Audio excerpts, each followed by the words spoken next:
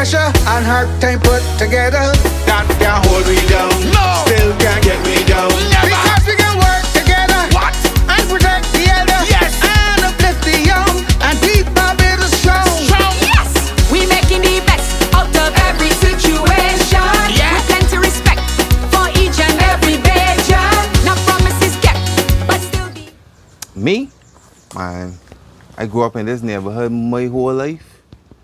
And to tell the truth, I know Glenn Clark feels real good. I know he good because I shake his hand many times. And a lot of people might forget, we used to do a lot of nature walks, you know, for the community. Just walking and talking, dealing with the people. You understand? Resort center come and build. Easy access to force, police station. People could go and learn 1 or 2 skills at the resort center. I believe Tony Moore, she has some shoes to fill, but I guarantee you she can fill them and she can give a little more.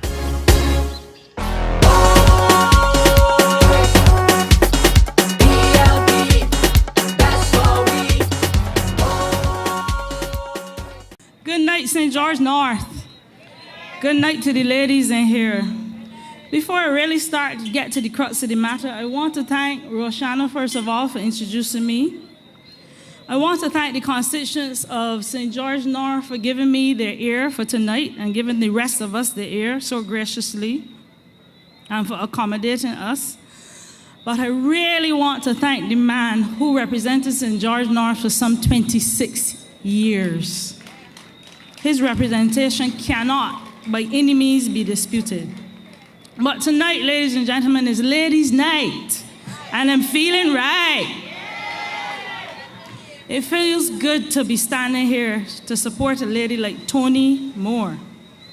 I was up all night last night for hours, wondering what I would bring to you to this podium tonight.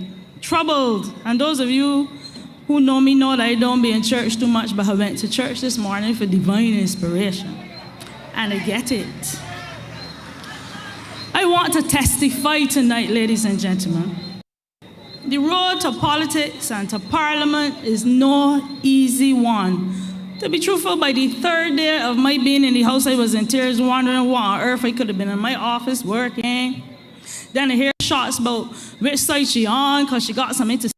I will always be truthful. Always be truthful. But every day, or at least every Tuesday, I thank the Lord for giving me the opportunity to stand up in Parliament and represent the constituents of St. Philip North and the constituents of the entire island. I thank him for that. Ladies and gentlemen, women are some of the most resilient creatures that live on this earth. And it was brought up more so by COVID. How many of you know women that have 1, 2, 3, maybe 8 children? No partner, or a partner that just put a couple dollars on the table. I know many. But that woman would take that $1 and stretch it to feed every child in the house. Whether she has to beg or borrow, she will do it. And when COVID hit, ladies and gentlemen, the lady, Mia Amor Motley, stepped up to the plate.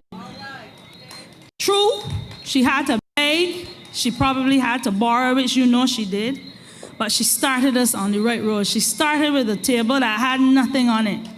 The last administration left an empty table, and we more or less had to start from scratch. We had nothing but a broken economy. Nothing but a broken economy. But with the help from another 28 people and some more in the ministries, Mia Moore Motley was able to borrow the money, sometimes beg for the money, and we started fixing roads. We started the pit toilet eradication program. We started the bushing program, which gave several people jobs in this constituency as well. Street lights were installed. A lady called my office once and she said, Dr. Brown, out by me dark. I want a street light. I got it done. She called back and said, Dr. Brown, thanks for your street light, but too bright, I can't sleep. We were able to, as Cynthia would have told you, increased welfare, increased pensions. But then a virus called COVID hit. A virus called COVID got into the house and upset everything. But along came the Prime Minister, stepping in so, along with the Colonel, me about he tonight because he's a man, but still, the Ministry of Health and the BAMP, Barbados Association of Medical Practitioners, and other medical staff, which I thank greatly, and everybody sprung into action. The medication meted out was the sweetest. We had to shut down. We had to keep our country safe. We had to make people understand that the wearing of masks was important. And I'm happy to see all of you in here having on masks, but we cannot be complacent. We have to keep on the road to safety. Don't take it for granted because Barbados is doing well, that we will continue to do so always. We need your cooperation. But we sprung into action. All the ladies in the party sprung into action. Ministry of Education provided tablets to the schools, including those children in St. George North. Wi-Fi access was made easier. We have to acknowledge at the same time that things were hard, that things are hard, but it did not stop us. Cynthia Ford and the NAB, as she told you earlier, are rolling out a program to help those elderly people in the community and to give young people who are interested in the elderly jobs, 400 of them in fact. Cynthia taking some of the kudos for it. They're taking some, all in yours, NAB will go. We have to thank people like Kay McConney, who you will hear shortly in her ministry, that saw police certificates of character being easily accessed. People started receiving their driver's license through the mail. But there's one of the issues that burning me, because they need to answer to somebody on one of the call-in programs. And I'll take you there in a minute. On a personal level, and this is how I know that the Barbados Labour Party and our Prime Minister cares. I got ill in Parliament, as most of you know.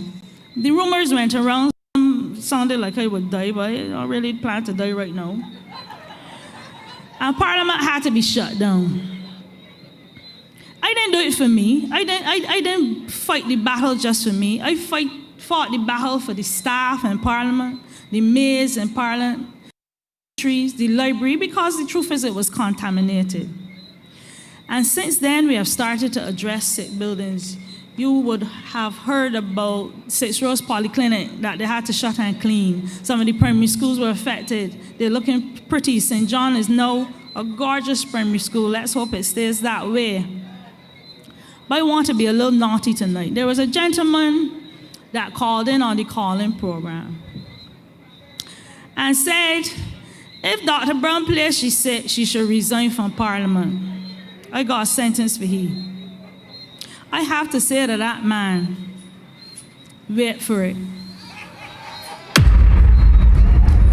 Brown don't give up so. The other rumor I'm hearing is that Sonia not running for the next election. Wait for it. Women are resilient. Santia ain't going nowhere. Sandra ain't going nowhere. Marsha ain't going nowhere. Cynthia ain't going nowhere just yet. All of we here to stay. And while I was waiting for this divine inspiration, it came to me that I think I figured out the theme song for the last administration. Cynthia, I might not be as good as you, but I'm going to try. I think this is what Fronda would have been singing in the shower. Don't expect no more than what you already have. Keeping it simple. Oh, Lord.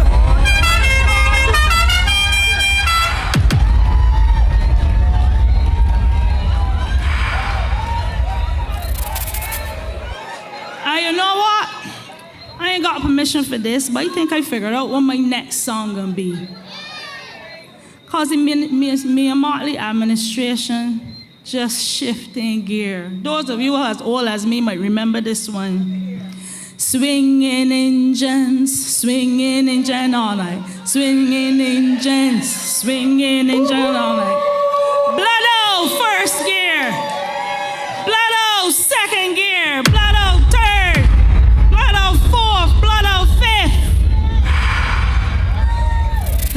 sure we keeping it swinging. Thank you, sir. The truth is, and I gotta be truthful here. I am always truthful. I try to be respectful. Shanika, don't let me and you come wrong. I'm soon done. Don't let me and you come wrong. The truth is, I admire to some extent, most of them, and respect those who have who have decided to contest this by-election. I give them respect. I believe really in their hearts that they mean well, most of them anyway. But the reality is, the legacy of representation in St. George North by the BLP has already been set. It has been set in history for the last at least 26 years, and it speaks for itself. You have no place in this by-election. It makes good sense to pass the baton from a good man like Glenn to a good woman like Tony. She knows about representation and standing up for people. She is a swinging engine. And finally, all I want to say tonight is thank you for your ears, St. George North. We look forward to your support on the 11th of November, where we will vote for Tony Moore. Thank you, and good night. It was a hot night, it was a night for speeding, and we were in the moon. Now, if I cannot show off my team as captain, especially when they got runs on the board, not 8, Oh, Lord. not 9, and certainly not 11 that he scored the afternoon at Sheffield in the first match on the first Saturday of this campaign.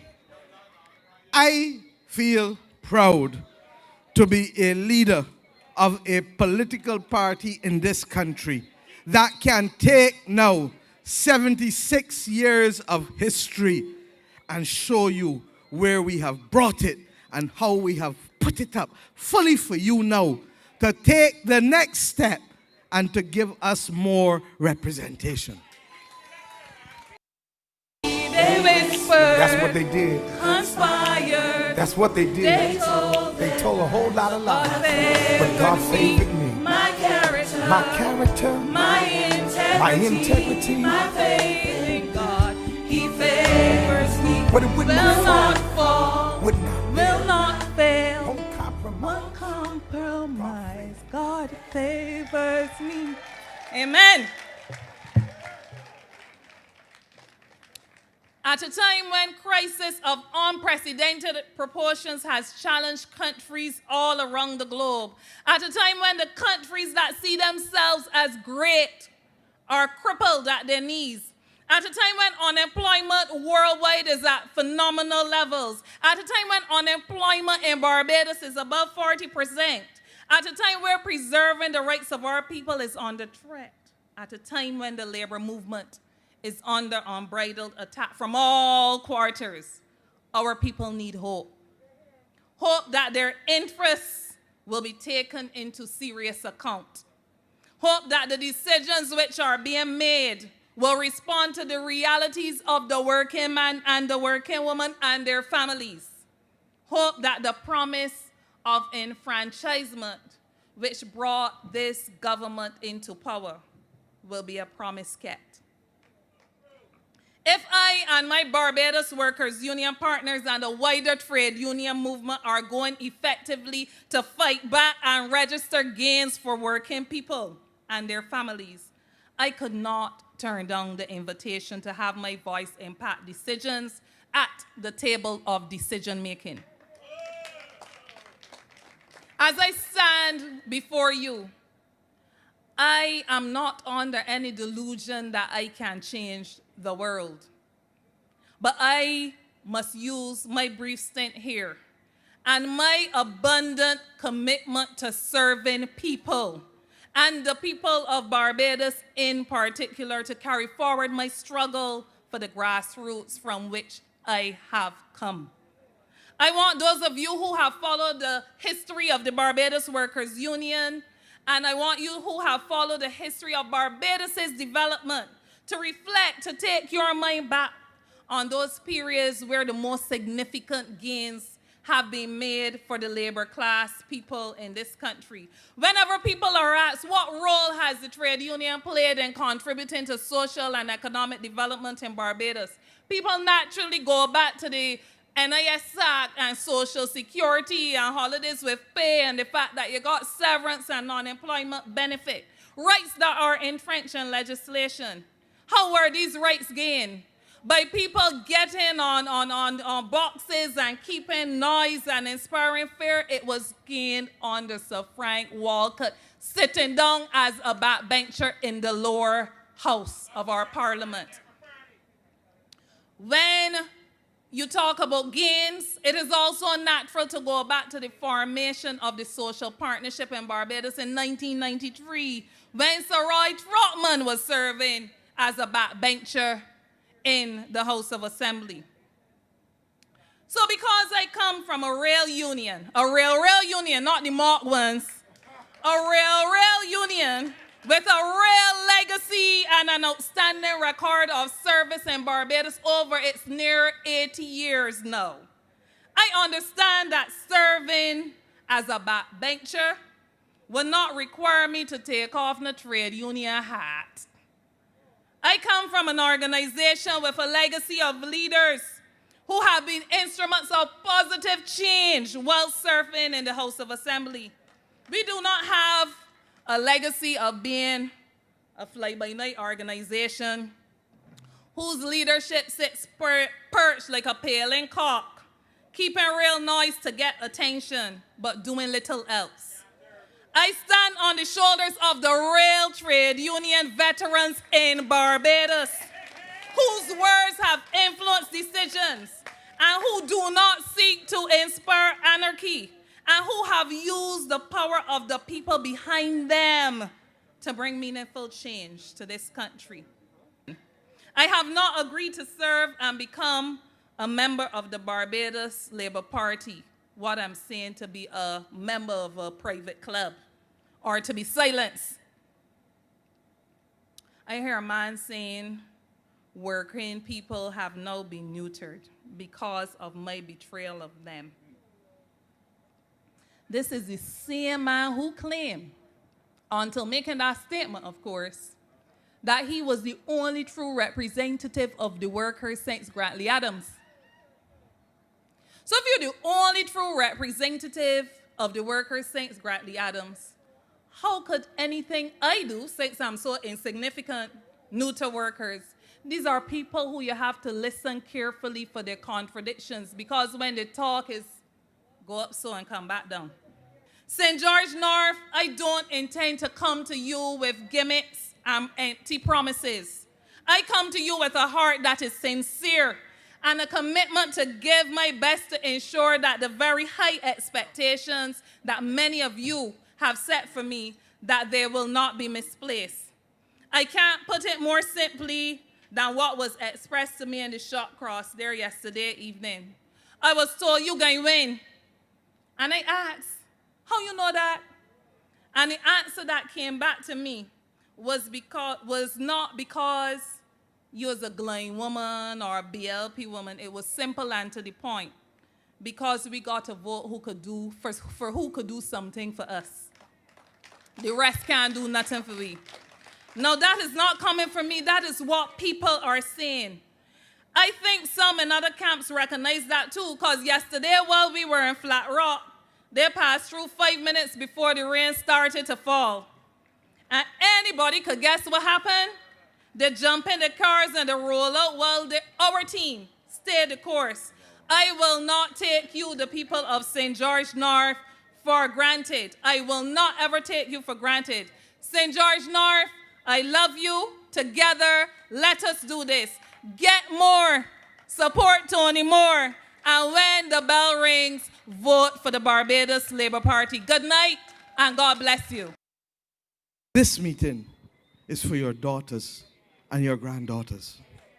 This meeting is to give them the inspiration and hope and confidence that they can be anything in this world that they want to be.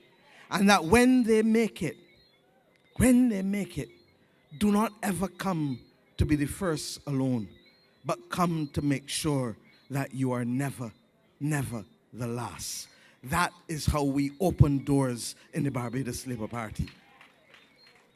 You ready? Well, I'm ready. Yes. Now everybody them ready. One for Barbados Labour Party. Feel the rhythm, boy. We voting for the DLP. Yes, that's the best for me. Wow. Greetings and good evening, St. George North. If someone had told me when I was growing up just down the road there at Walker's that one day I'd be standing on a political platform about to give a speech supporting a candidate in a by-election here, I would have said, no way, brother. And that's not going to happen in a million years. Because I grew up in a house where I saw elective politics firsthand, up close. I saw my father and my grandfather, or my father and his father before him, give everything they had to their party and their country, whether they were in government or in opposition. And that took a toll. The family pays a toll. And in the case of my father, well, he gave everything, but everything was taken from him early. That was not something I wanted for myself. I didn't want to put my own family through that. And yet here I am tonight. And up until 10 minutes ago, I wondered, how did this happen? But if you know Mia Motley, and she asks you to do something, it's hard to refuse. But I want to start with a story that set me on this route. You know, every morning, most mornings, in fact, my father would take me to school. And we would leave Walker's just there, go down the road, go down Gun Hill, past the Glebe, past the church, and get down towards Charles Road Bridge. One morning we did that, and there was a group of men there, and they recognized the car. And one of them stood up, he smiled, and he came to talk to my father. My father rolled down the window and smiled and waited to see what this man had to say. And a guy came over and he said, "Skipper, how you doing? You know I vote for you. I want to continue voting for you, but things are a little soft right now. Please give me some cash, give me some dollars." I can tell you the smile fell right off my father's face. And those who knew him, and I see Cynthia Ford sitting right here below the stage. When I say the smile fell off his face and a look of stone came over it, I think Cynthia will know what I'm talking about. And he looked right at the man. And he said, "You got the wrong fella. I'm not that kind of man." He rolled up the window, and the car sped off. And still the stony look was on his face, and I'm sitting in that car wondering why things feel a little bit tense. Does the old man really know what he's doing? You know, I must have been all of 14. I wonder what he had just done. And after a while I said to him, "Daddy, aren't you afraid that you just left some votes back there at Charles Road Bridge?" And he paused. He looked at me, he looked back at the road, and he said, "You know, Roddy, when I was about your age, I saw the same thing happen to my father. Only difference was the man my father refused cursed him up and down the road." And I asked my father the same thing. And he turned to me and he said, "Tom, this is not the first time I get cursed. This is not going to be the last time I get cursed. But I noticed something about these people who curse and abuse me when I don't give them money. They still come to my public meetings, and I see them sometimes right in the front row cheering as loud as anybody in the crowd." Boy, I thought about that story a long time, and it told me important things about my father and his father and the rich tradition in politics that we have in this country. Serious politicians talk policy. They talk about manifestos, crafting policy, winning arguments, having a battle of ideas in the political domain. they put a manifesto to the electorate, hoping that they will win. And when they do, they set a course, they chart a path, and they ask the electorate to stay that course. Now, you've heard that from Prime Minister Mia Mottley more than once. It's not a new thing. This country has been lucky because it has had this rich tradition of politicians setting a course, staying the course. And you can say that for the Barbados Labour Party. You can say it even for the Democratic Labour Party up until 2008. Okay. Something happened, and I'll come to that. I left here when I was 17. I went to university. I came back during university, during my working life, and you could see this rich tradition in the physical geography and the physical assets in this country. In this parish alone, since I left, came back, visited, there's a polyclinic, there's a police station. You go down to Lower Estate, there's an industrial hub down there now. These are all things when I was a boy that weren't there, and they point to this tradition. They point to politicians generation after generation plotting a course. When we talk about this course, it's not new. It's the same course that we've had that dates all the way back to the plantation and slavery. It's a course of social and economic transformation. It's a course that no matter which government has come to power, they assign a set of policies designed to overcome some of the historical wrongs that we know have existed in this country. David Ellis was mentioned a moment ago by Tyrone Lovell and Brass Tacks. I can remember an interview he gave with my father, 1981 or 1982, long before there was a rocking chair for retirement waiting for Mr. Ellis. And one of the things my father said in that interview was that any conceivable government in this country will aim to uplift the poor. All governments would try to increase the size of the economic pie. But if there was any disproportion in that increase, it must go to the poor. Any conceivable government had to aim for that. Now, something happened between 2008 and 2018, and that rich tradition that both sides practiced was forgotten. I saw Glenn Clark up here talking about tuition fees. Of all the things that happened between 2008 and 18, if there was one thing that stood out above everything else that said we were not going forward anymore, we hadn't even stopped. We had turned around and were running backwards down the alleyway of history when we started to impose tuition fees on young people trying to attend university in this country. I was abroad at the time, but I looked at that along with all the other economic disaster that was unfolding, and I thought, wow, there is a serious catastrophe coming to Barbados. We're approaching a precipice. If we fall over that, it's not going to be easy to come back. I'd known Mia Mottley for a long time, and we'd speak intermittently in that period. And around 2016-17, she said, "Are you thinking about coming back?" I said, "Yeah." And I came back here. But I wouldn't have come back just for that disaster. I wanted to come and do something to help. Not elective politics, but I wanted to do something. But I wouldn't have come back if I hadn't seen that in Mia Mottley, we have, at that time, a potential prime minister, and now we have prime minister, who is likely to stand with the best prime ministers this country has ever had.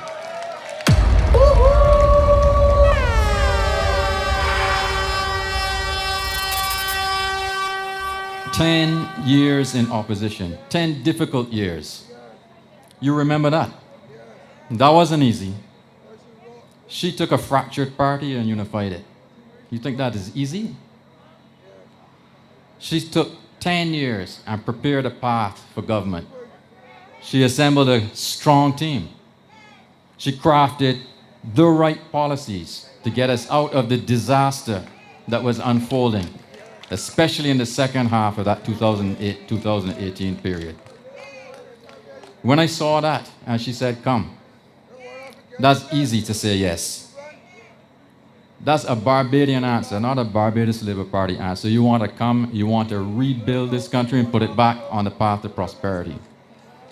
So I came. It's an honor to serve in the Senate, and one I do with pleasure. But that is not the same thing as standing up here and speaking on a platform. This is the front line of politics. Why did I want to do that? What really drove me to do that is I looked at the debate that's unfolding in this by-election. And on one side, there's a lot of noise. A lot of people making a lot of noise and not saying a great deal. You know, it's like a soda biscuit. You know, you like it, but there's not a lot of substance there. You know? And on the other side, and this was where I was afraid, on the other side, I saw all the things that motivated me to come back to Barbados. A solid team, an amazing Prime Minister, someone with the ability to persuade and bind a team and recruit strong candidates.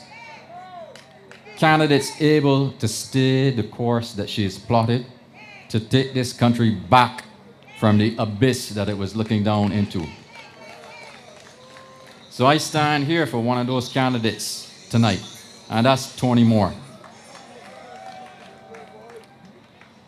You think it's easy to become the head of the Barbados Workers Union if you're a woman? This is a man's world, it said. You've got a lady who's done that. And you know, I passed this sign on the highway the other day. Some hotel, I think I put it up. It said, proven, not promised. And I thought of Tony Moore. You're already looking at someone as a union leader who is proven, not promised. And by trying to come to the lower house of Parliament, she's extending a process that began with the social partnership back in the 1990s. A partnership also formed in a crisis designed to bring us back from the brink. It's a natural evolution. It strengthens and deepens that process. Now, I've sat in the Senate with Tony Moore, and already I knew who she was when she first arrived. Proven, not promised. In the Senate, up close, I can tell you, without fear of contradiction whatsoever, this is a friend of Labour. Irrevocably so. That is never going to change. I can say that because of what I've seen her say in the Senate. She always speaks logically and with reason. She's sincere, and she speaks with passion, not hysteria. We have others in the Senate who speak with hysteria, but she is not one of them. If there was one speech that she gave in the Senate, and this is all on YouTube, but if there was one speech she gave that showed me those qualities in abundance, it was in June when she spoke on the Severance Payments Amendment Bill. Listen, on top of those qualities, she took the government to task on that bill. She explained why the timing was poor. She explained the difficulties that Labour was having. And she set out her case with logic, with reason, and with passion. And in doing all of that, she did something else. I heard one person mention it tonight. She spoke the truth to power. And she spoke on behalf of Labour. That's a rare thing, you know. It's easy to find yes people and yes men. That's not who Tony Moore is. I've seen it, and I think many people tonight here have seen it if they've been following this campaign. Tony Moore has already shown in the way she has canvassed this constituency that she's a people-centered person, that she's driven, that she wants to make a difference, and a big difference. You know, I heard her say, I think yesterday or 2 days ago, she set herself the goal of knocking on every door of every house in this constituency. Does that sound to you like somebody who is complacent? No, that's somebody who cares and is driven and wants to make a difference. They haven't waited for nomination day to start that work. She's been at it a long time. And she's tired, but she's still going. The Prime Minister chose a fantastic candidate to carry on the mission. And it took a lot for me to come up here tonight to talk about it. But when I hear the noise, the Soda-Bix politics from the other side,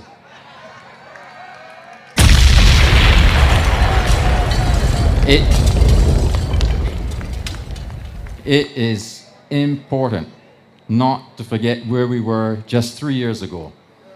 It's important not to be distracted, not to be diluted in our effort, and not to be corrupted away from this path that's been charted. It's critical.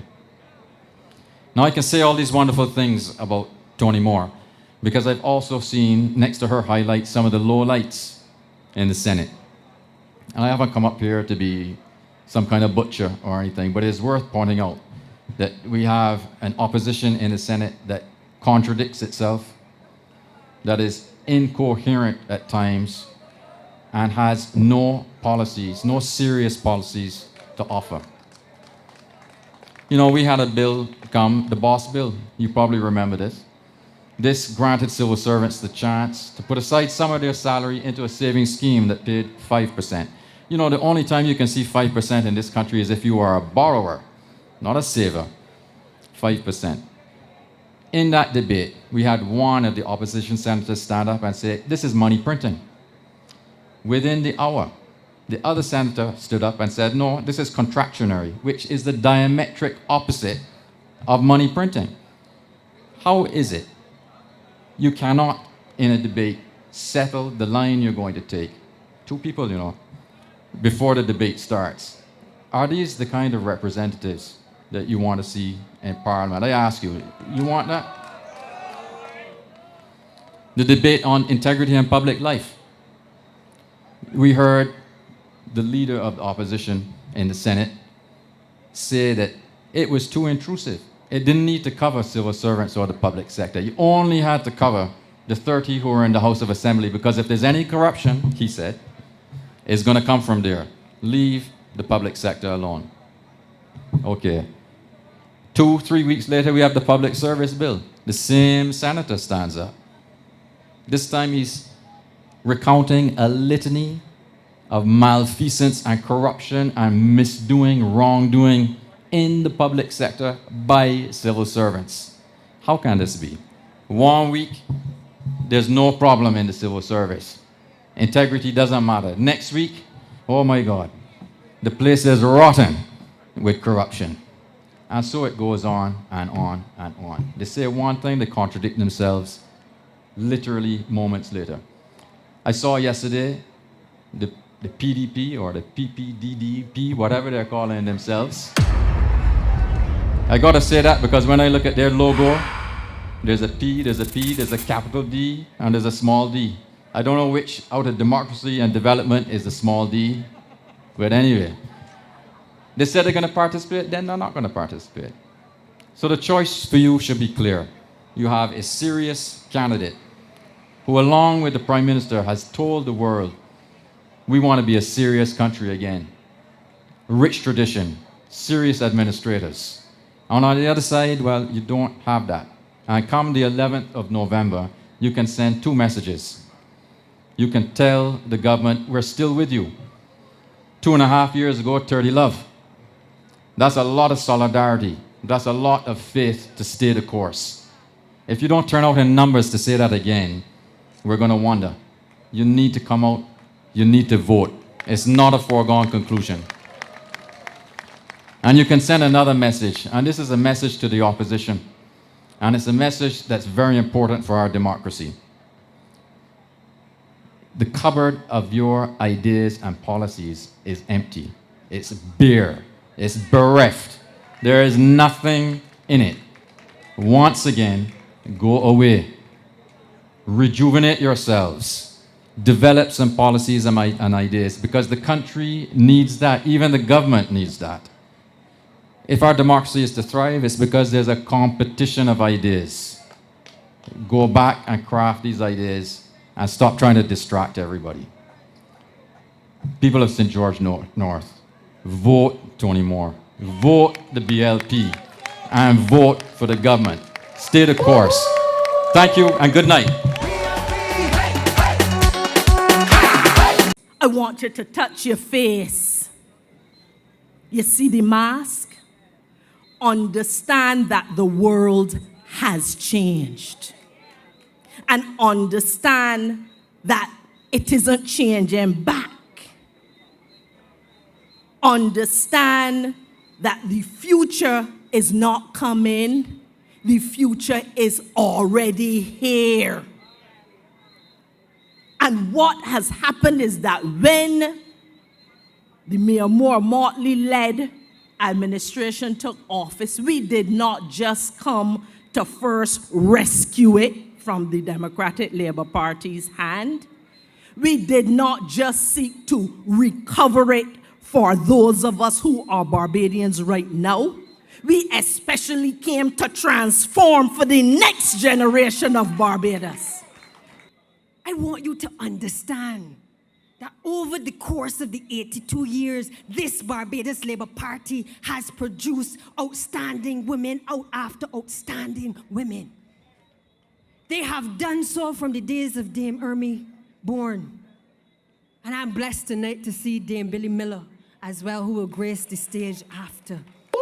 These are the women upon whose shoulders we have stood as females in the Barbados Labour Party, and we are eternally grateful to them for breaking the glass ceiling upon which, as you well know, many women would have been considered not fit to be in political life. They broke the glass ceiling and showed the rest of the world what Barbados had to offer through the females of this country. In my time, I think Sandhya made this point, sitting in the Parliament of 1976 and the first woman to sit in the cabinet. But it was 18 years before I saw two other women take their seats in the House of Assembly. There were Mia Amor Motley and Elizabeth Thompson.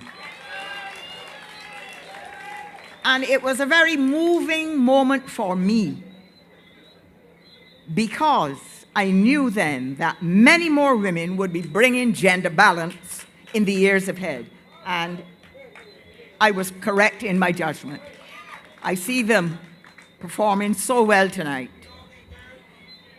As the Minister of Health and Wellness would have put it, there's not going to be any surrender. There's not going to be any retreat. The only way now for the women of the BLP on the platform is forward. Toni Moore will bring her broad experience in the labor movement to the floor of the House of Assembly. I read her CV very carefully. I hope to see gender equity one day. Soon. Women are half of the population of the world. They bring their own perspective to the quality of democracy and the development process. Without women's point of view, whatever the subject matter, the whole will be impoverished. Whatever else you do in Parliament, you are doubly tasked to bring your women's perspective to all issues. There are no men's issues and women's issues. To all issues, these Barbados Labour Party women in the Parliament can speak with authority. Now I want her and these other young women too to understand being a member of Parliament is hard, unrelenting, but always gratifying work, which requires the justification of one's political existence every single day. You can't put it off for another day. There is always more work that you have to get in that day. People want more. People chanting, we want more. People singing, we want more. Me are asking, we want more. People When I hear business people, especially small business people, say that the work that I could have provided or the job that I had, the business that I had, especially on account of COVID, that business has gone under. I feel it and I understand it because my brother is a businessman that faced the same circumstances. When I heard the man that came down at the constituency office 3 nights ago, Monday night, and saying to me, Miss Moore, I want you to understand that I tried everything and I am at my last. I understand that when he's saying that his wife is working, but he can't keep taking his madam money to support a child that ain't even hers. I understand that because I had a husband who for over 6 years couldn't get work in Barbados because he was my husband. So I understand. So when people tell you about privilege and people get on like I don't know what it is to juggle bills and figure out which one can get paid this month, when I connect to you on that level, I am pretending because I have made it my intention not to fill you with vain promises or to fill you with impressions of something that I'm not. I come to you as a listener. I come to you as a person who wants to hear from you. I come to you as a person who knows what it is to listen, to analyze, to break it down, and to make it happen.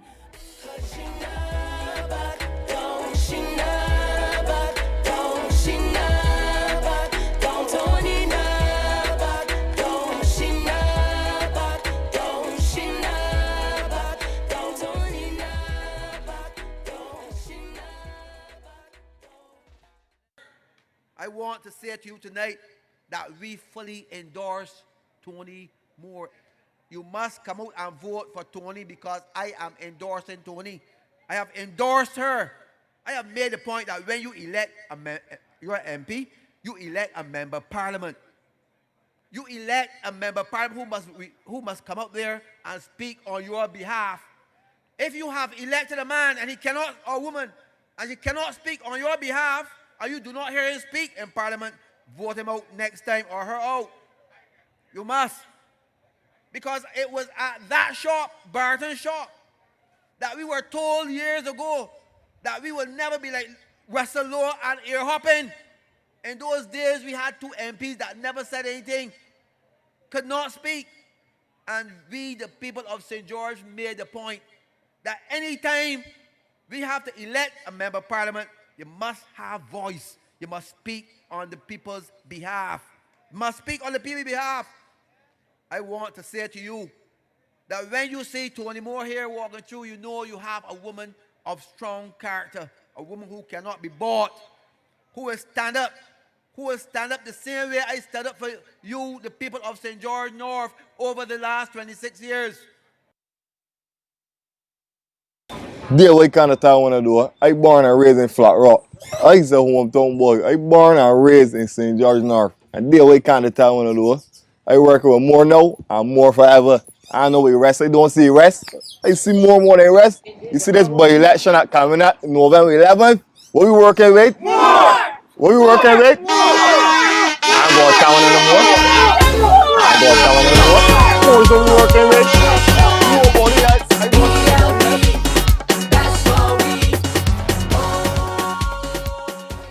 And I must tell you, I feel sorry for Anthony Wood. I'm told that the Dems put the music on him tonight and pull him off the platform. But that is Woody. Lord. I will simply say to Woody, we didn't send you anywhere, and when you're ready, you can come home. Oh Lord. I, like Jeffrey, feel that there shall be no retreat and no surrender. But I also know that the only way there can be no retreat and no surrender is when each and every one of us plays our part. It also means that the protocols have to be observed. And we ask you please to wear your mask. This thing does not play. Pull it up. I am the first one to tell you that I sometimes feel like I won't breathe. And if I feel that way, I walk away from people. Claustrophobic. You got it, my brother. Talk, you talk. And you walk away from people, pull it down, breathe a little bit, pull it back up, and walk back to people. Now, because of that, early on, Barbados did something that we took a lot of licks for. And that was that Jeffrey and the CMO and his team agreed with the cabinet that we would do second tests. That don't mind you come with a PCR test, that we can still do a second test. Well, we have lived to see, and you know, even when others were questioning, I set up a meeting with Jeffrey and his team, the CMO, to meet with the officials from the World Health Organization. And I want from this platform to thank Dr. Tedros from the WHO, and to thank Dr. Etienne, who is head of the Pan American Health Organization, and our very own Dr. Joy St. John, who is head of the Caribbean Public Health Agency. And why do I thank them? Because in every instance, when we have needed assistance, when we have needed advice, whether on a Sunday, whether on a Saturday, whether on a Wednesday, they have been there for the government and people of Barbados. And I thank Dr. Tedros tonight for also joining and supporting a campaign by a young Barbadian that took root last year. And I did it last year, and I have to do it this year, even though the campaign got me expending more energy. And it is called No Sugar November. Because we all know that sometimes the sugar ain't good for us, and that you need to be able to reduce it. And therefore, why? Because at the end of the day, sugar can cause other problems, from obesity right back down to other ailments. And it is those comorbidities that really lick up people with COVID. It is when people have the other problems that COVID is a killer. And I therefore ask us tonight to recognize that the government of Barbados has as its first responsibility to protect the lives and the livelihoods of its people. Because of that, and because of the fact that we have seen community spread in some of our neighboring territories, we are going to require from now on, and the Ministry of Health will announce the date from which it will start, that all persons coming into Barbados, regardless of whether it is from the high-risk countries of the US and the UK and Canada now, or whether it is medium or low risk, as long as this second wave is about and knocking down people in the world, in the Western Hemisphere with whom we have airline contact, we will require all persons to have a PCR test before entering Barbados, or to get one at the airport upon entry. And secondly, that then they will be subject to the second test within 4 to 5 days after that first test. So it has worked well for us with people coming from the US and the UK and Canada. And that is why day by day, you hear the Ministry of Health telling you about the people who may now be tested positive on the second test. And 95% of the people who test positive in Barbados are all testing positive on the second test. Can you imagine if your government did not put that requirement for the second test in place, what would happen in Barbados tonight? Can you imagine what would be happening? And let us be clear, there are not a lot of countries that have put the second test in place, but we are now hearing that in New York, they are going to require a second test, and that in UK, in England, they too will now consider putting a second test in place. But your little Barbados had it in place for the last few months.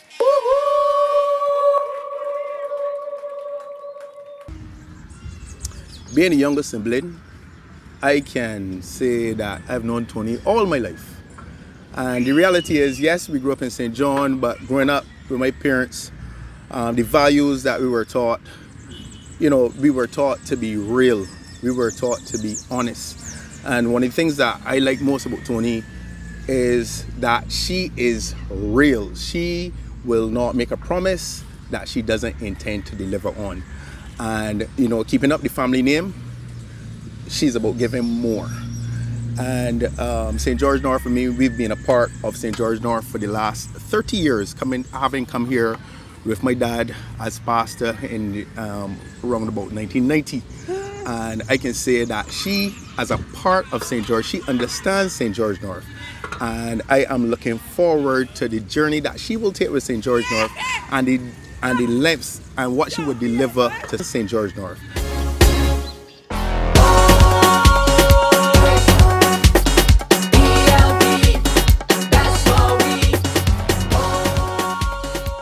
Let them not pretend that unions are now aligning with the Barbados Labour Party.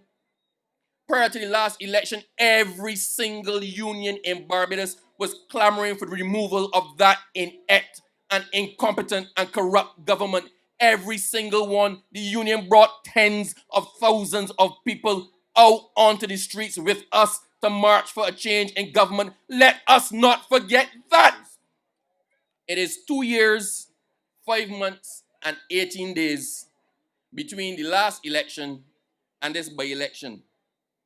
People say Bajans have short memories, and the Dems are counting on that.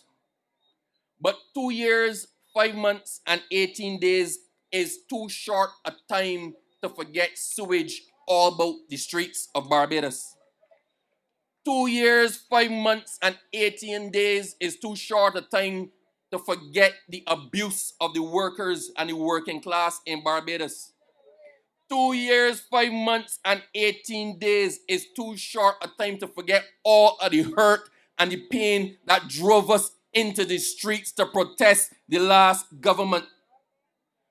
2 years, 5 months, and 18 days is too short a time to forget garbage all over Barbados. They refused to buy a garbage truck. Everywhere you went in Barbados, you saw a garbage truck. They had more rats than people all about Barbados. And in a short, I asked Adrian today, Adrian, I want to get my figures right. Adrian, how many garbage trucks you buy? And Adrian sent me this list. 26 compactor trucks, 2 skip trucks, 2 skid steers, 1 dumper, 2 10-wheelers, 1 water truck, 1 response truck, 1 D9, 1 Bomag landfill compactor, and 1 Cat 320C. I asked him for trucks, he tell me everything. But that's what he buy compared to what they did not. We did not have 33 trucks, 33 new buses in Barbados with more on the way. 2 years, 5 months, and 18 days, St. George North is too short a time to forget that on the 24th of May 2018, you went out in your numbers and said no to the Democratic Labour Party and yes to Glenn Clark. Our memories might be short, but they're not that short. In this by-election, we cannot reward the Dems for 10 years of maladministration because that is what it was. It was 10 years of neglect. It was 10 years of negligence. It was 10 years of dishonesty. It was 10 years of abuse. It was 10 years of making us feel like we don't exist. We cannot, with a clear conscience, even think about giving them a sniff in this election. Not a sniff.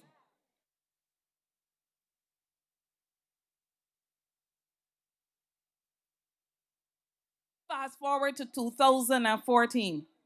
I became the first female general secretary of the Barbados Workers Union.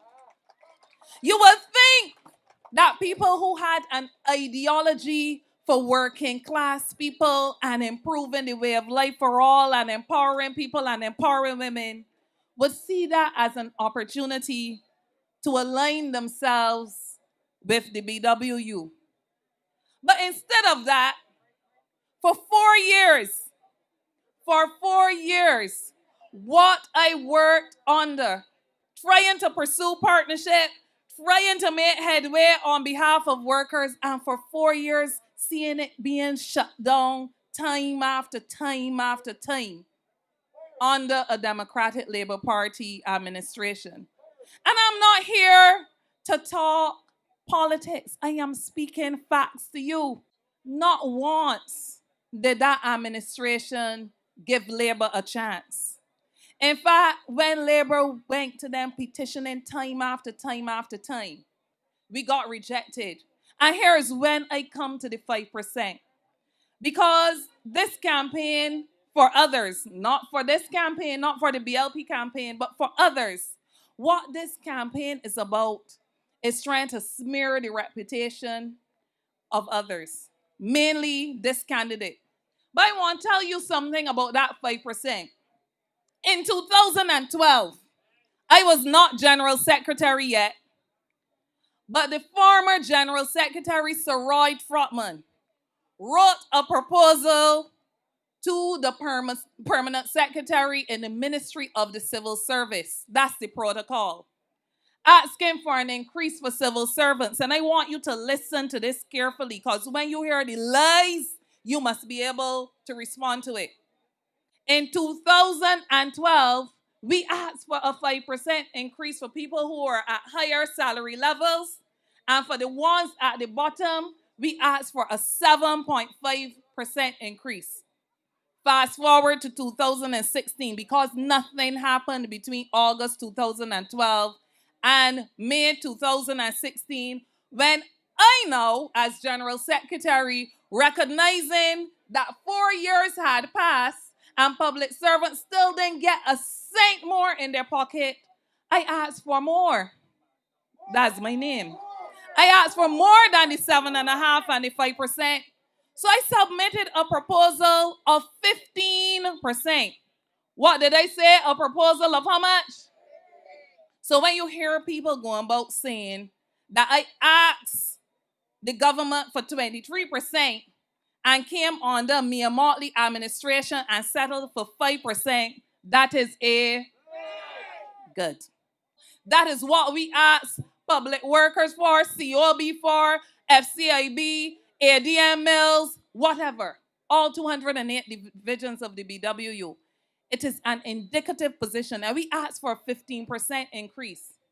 And in 2018, having asked in 2012, nothing happened. 2016, nothing happened. And came back in 2018 under some serious economic challenges, having been downgraded after receiving downgrade after downgrade after downgrade under an administration, and having seen so much economic downturn in the country, we settled for 5% from our indicative 15%. At a time where other private sector companies were giving lump sum payments to workers and not even increases, we were able to get for public servants a 5% increase. Now, they want me to be ashamed of that. But I am ashamed of them. Because for years, for 8 years, we had been asking on behalf of public servants, they can't take any more taxes. They can't take any more burden. At least put a little something in people's pockets. Even if you're not going to give them money, give them appointments so that if they want to improve their lot in life, they can go to courts with a letter, a job letter that will be accepted. They can go to the banks, but nothing. And they come around and tell you that Tony Moore is the biggest sellout of the workers because I have settled for 5% after asking for 23%. The next time any of them come to you with that, ask them to show you. Do you recall what our government inherited on the 24th of May 2018? They're saying Tony Moore accepted, and the BW accepted a 5% increase, and it wasn't enough, right? That Tony Moore sold out and took only 5% on behalf of the workers. How much did they give them? In 10 years, they didn't give the workers an increase of 1 red cent, not a red cent, and they are hypocrites. They could point a finger at Tony Moore and talk about she sold out. Well, if she is a sellout, all of them is Judas Iscariot.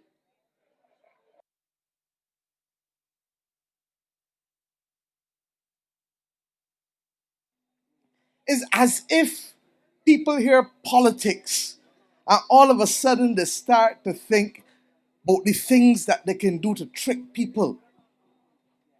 But politics is really only about representation and working with people to make people's lives better. And you can do it in a way that is like icing on gingerbread, not real, don't mean nothing, and by tomorrow it gone. But the Dems want to make you feel as though when they don't know nothing and that they can come and do 2 shop lines and a bus crawl and it's over. And let me tell you about the shop lines too. Because I don't know, Horace, how you could have a shop line at this shop for 6:30 and one 15, 20 minutes later for 7:30 and another one 15, 20 minutes later for 8:30. Passing through, we ain't even doing that. You can't, unless you got Star Trek, beam me up, Scotty. You got to drive. And it can take you 10, 15, 20 minutes in some instances. So who is it about if not a poster to say, I was here, I was there, I was there? It reminds me of Frondell. Frondell tell you, it don't matter. He was the 7th Prime Minister of Barbados. Nobody can change that. He told you that at the beginning of the campaign. You remember? How does a Prime Minister be so consumed that he was the 7th rather than being consumed with whether you living good and your children living good? My friends, so when I say to you that we have to build a foundation, we got to do things right. Frondell said nothing for 5 years. They did as they liked for 5 years. At the end of 5 years, they said, sorry, we didn't get to do everything we wanted. Give us another 5 years. And what we say? Kadir, you know, they can try to do better. Let me give them another chance. If this country was to judge the Democratic Labour Party with the same yardstick it uses to judge the Barbados Labour Party, they would never have gotten another 5 years. And it was in that 5 years that they tore our country apart. St. George North, we promise you more. We will give you more. St. George North, 2 years, 5 months, and 18 days later, on the 11th of November 2020, come out in your numbers. Come out early and put your ex for Tony Moore because she is simply the best. And let the Dems know we did not forget. You are not yet forgiven.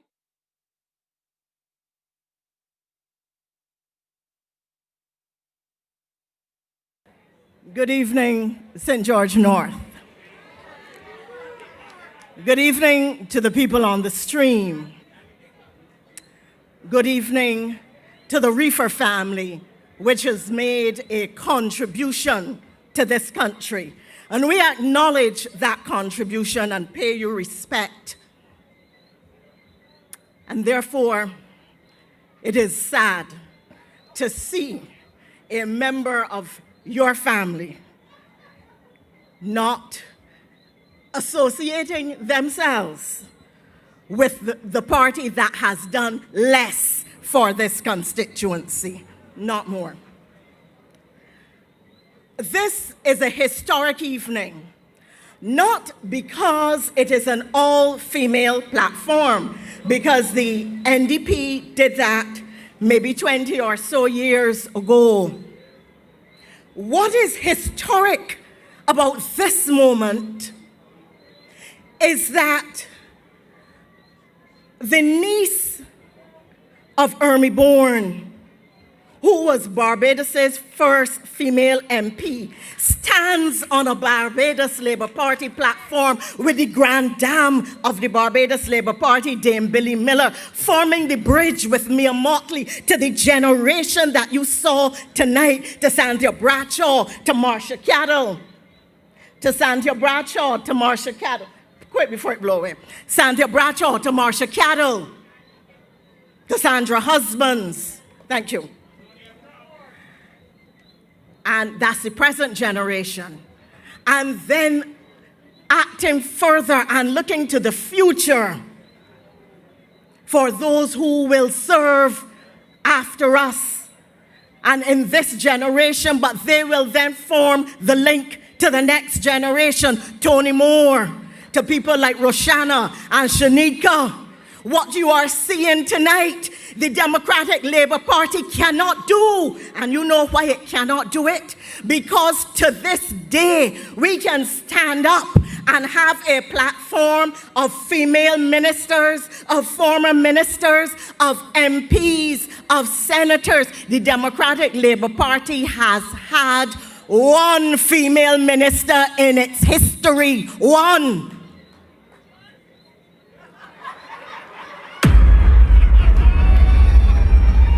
Oh Lord!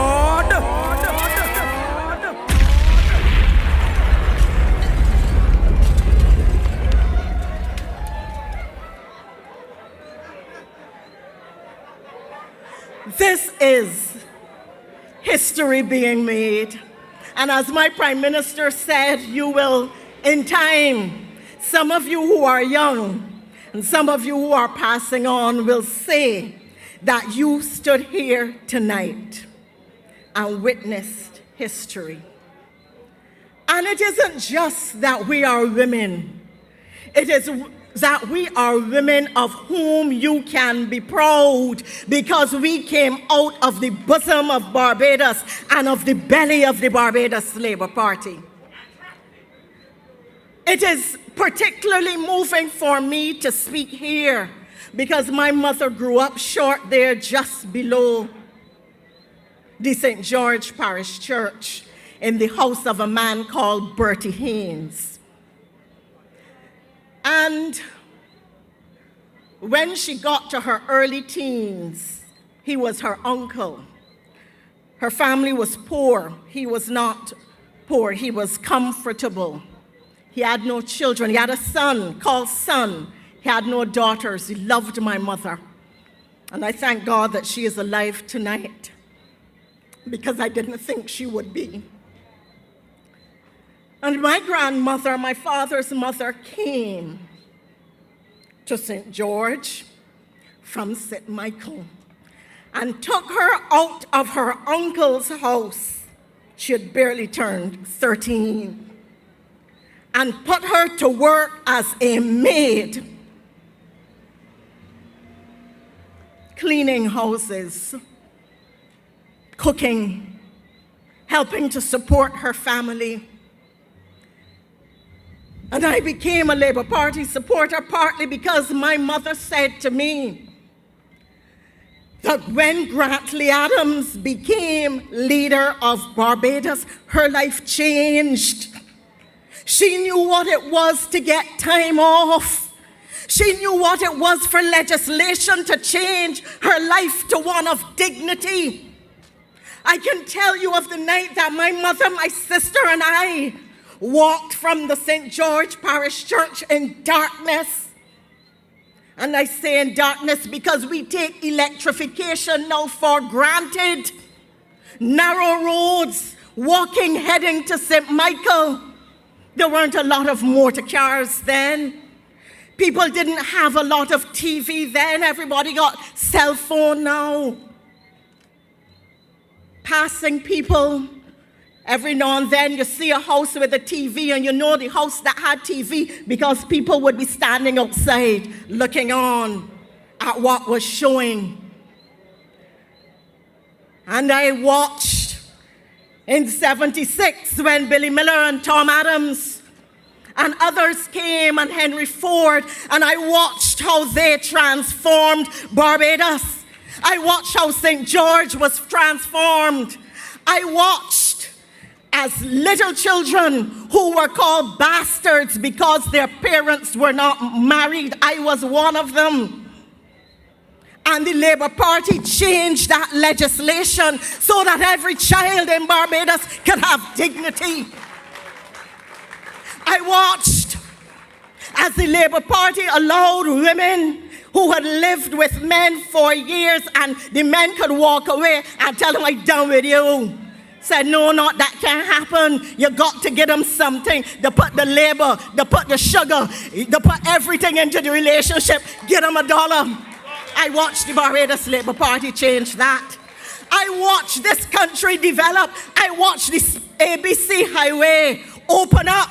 And as a result, developments in St. George, middle class development, commercial development, because St. George stopped being a rural parish and became part of the urban Barbados and the wider development. Oh, this is a historic night because we stand on this platform asking you to give us more, because we in the Barbados Labour Party have given St. George North more, because we in the Barbados Labour Party have given Barbados more, because we in the Barbados Labour Party have given young men and young women in this country more. We have given you more, and tonight we ask you to give us more. Give us more.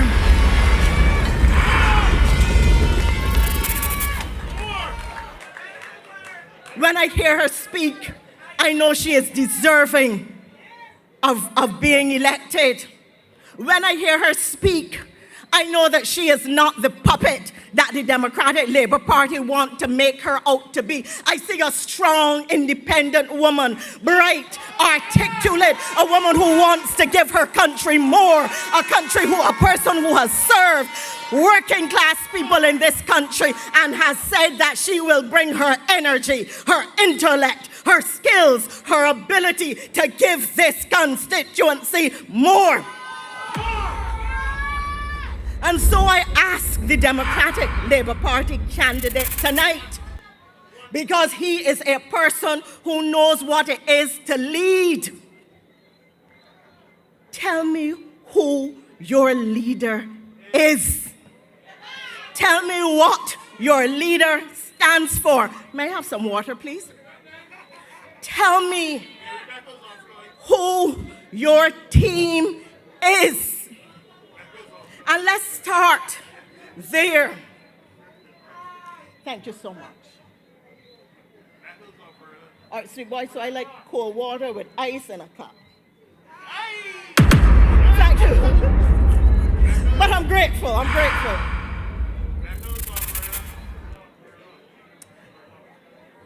And this is important. It is important to discuss the issue of the team and the leadership.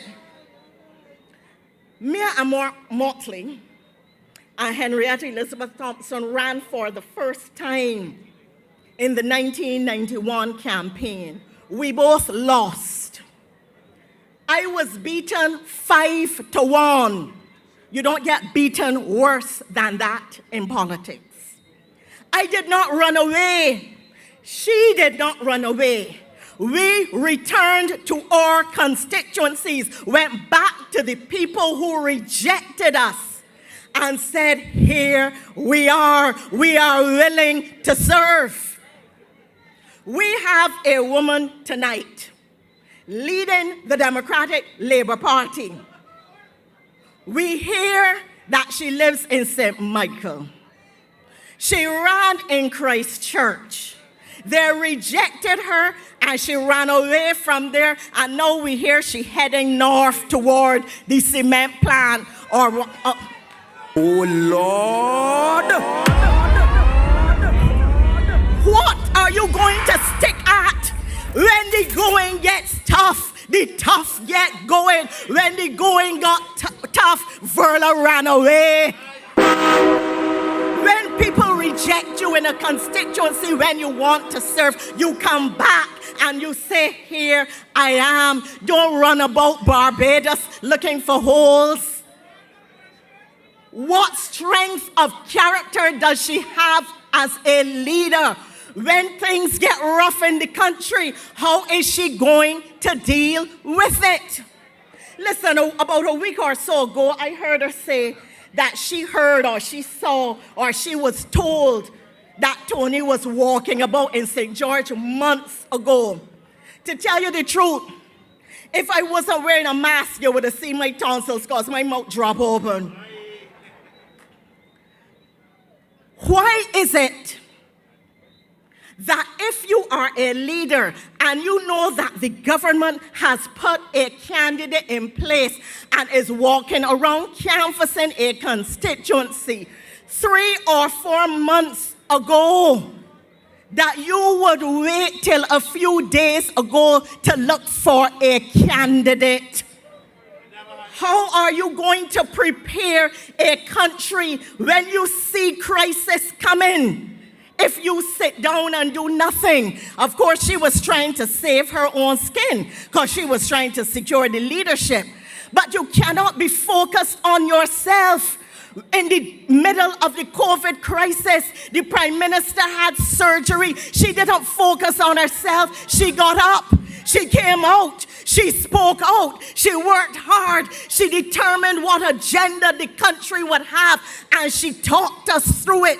But on the other side, you have a leader who sees a candidate coming according to her. Now, I don't know. There's people who see duppies. There's people who see through crystal balls. There's people who see all kinds of things. I don't know how she saw when the Prime Minister and Tony said that it was only a couple weeks ago, and Sir Leroy said it too, Sir Roy Trotman. It was only then that she was asked. So if you see people coming, wouldn't you prepare your party? Wouldn't you prepare yourself and get your candidate in place? What does that tell you about Verla? And you know what? The DLP calls our party leader a bully. We call her Karen. A bully is somebody, and I'm sure some of you have the video, who jumps off of a truck in a constituency in Christchurch, sees people, little children, rush up in the face with a bullhorn and start shouting at them. What kind of creature other than a bully treats people, little children, that way? Little children who have no vote. But how do we see Mia's Karen?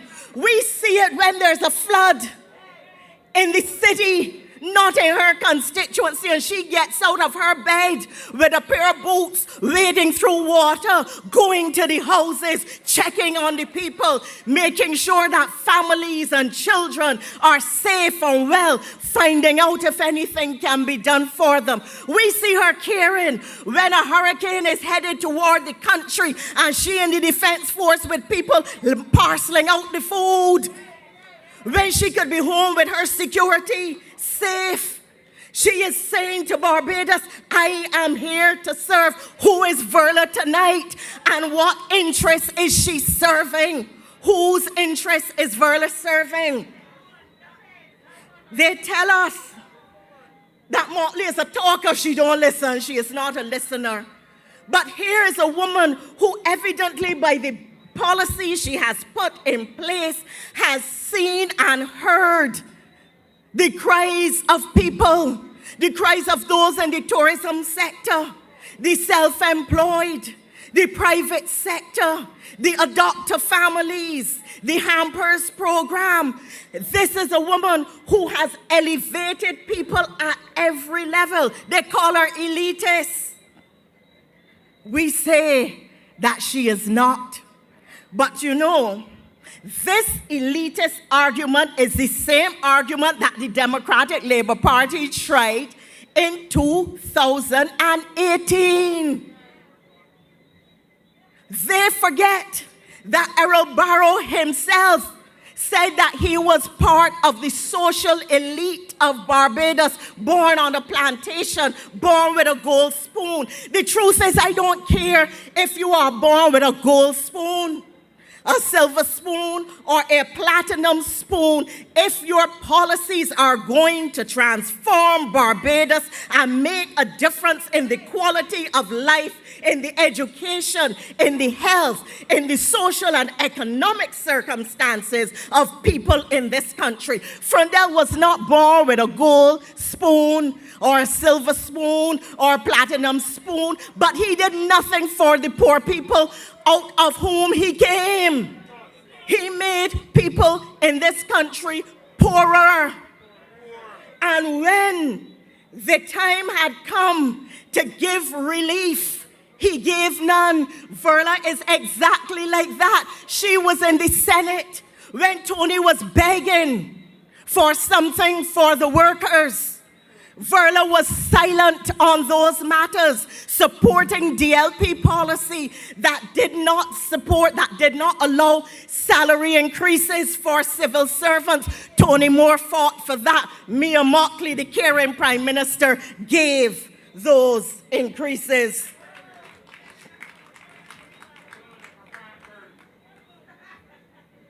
They say she is despotic. I say she is democratic.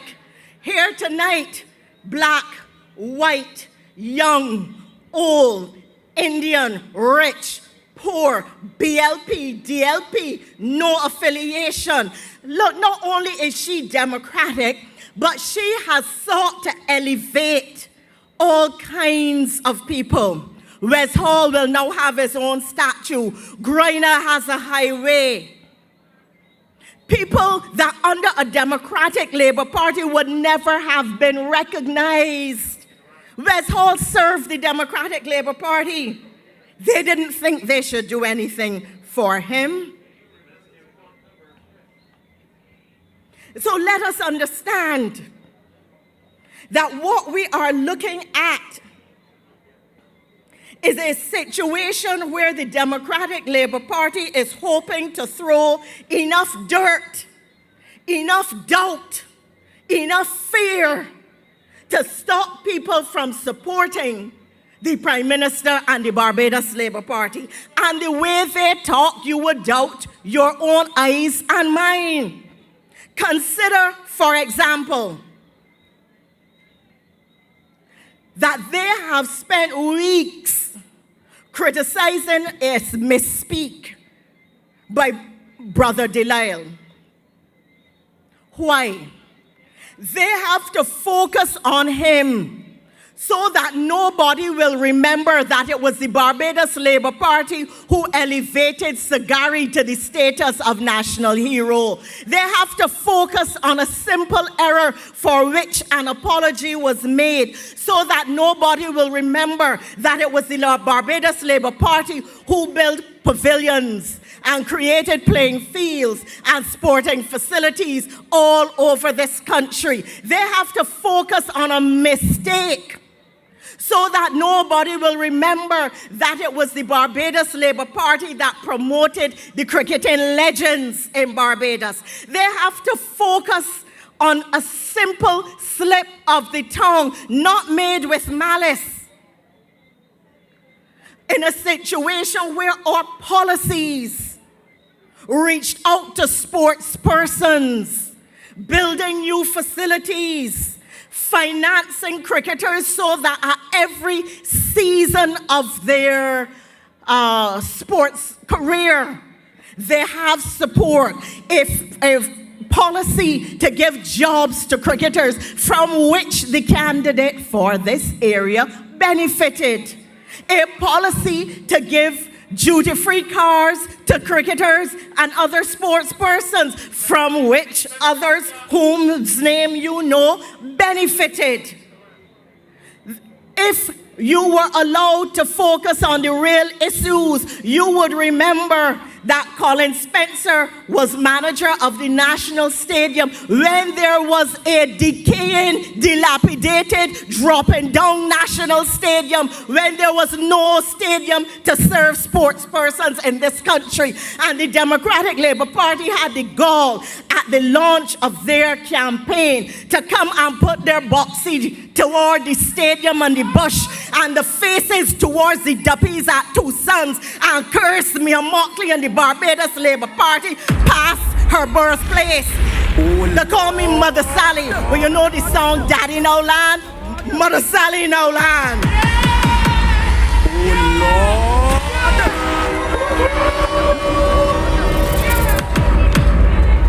Oh Lord. And I have heard no apology from any member of the Democratic Labour Party about that. Certainly not from its leader, who was there as that abusing took place. And the next day, when the people of Barbados cried out and said it was disgraceful, do you know what the Prime Minister of the day said? That they have a narrative to tell, and they will be telling it. They are going to double down on the abusing and on what they were saying. He didn't say on the abusing, but on their narrative, and the narrative was the abusing. Delisle apologized. Nobody in the Dems have apologized to this day to any member of the Barbados Labour Party whom they insulted, not to any woman, not to the Prime Minister, and not to the people of Barbados who expected more of a Barbados, of a representative of people with such a long history. They expected more from the Democratic Labour Party, but it was not forthcoming. And who is Verla leading? Verla is a woman who has never won a seat. Speaking tonight with Irene, a woman who has never won a seat. Speaking with Bobby Maris, who was the manager of the campaign, and therefore the manager of the nastiness of the Democratic Labour Party campaign in 2018. That is what, and on the sports, I forgot to make the point.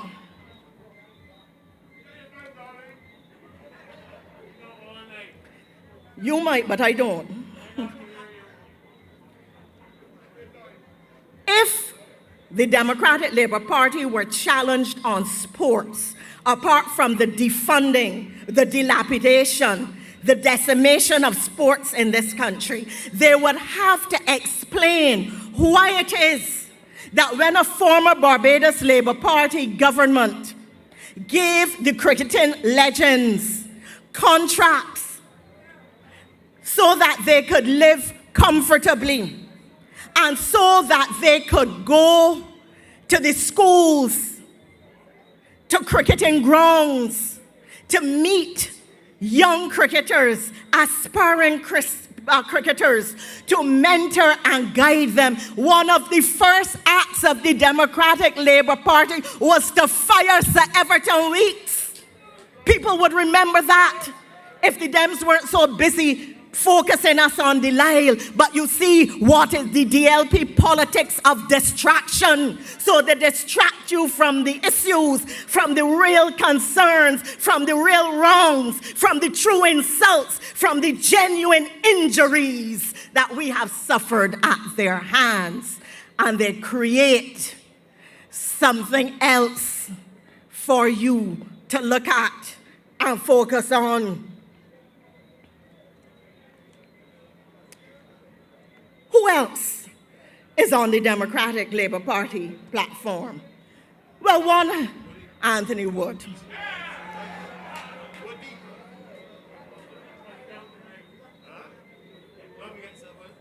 No. Wood is my friend. But we know that Wood is a sour grapes man. When he was beaten in St. Philip, Would he behave real bad?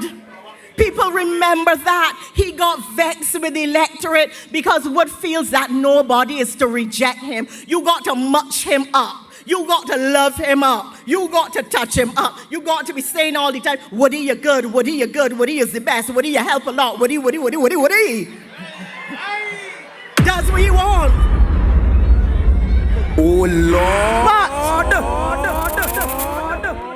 So what did he tell you? People went up to the meeting in St. George and Newbury to hear something. What did he say? That he wrote Mia Mottley 3 letters, 3 emails, and she didn't reply to him. He was waiting to meet, and she didn't reply. Good Lord have mercy. A woman had surgery or was sick enough to go to surgery. A woman is in lockdown. A country is in lockdown. There is a health crisis all over the world.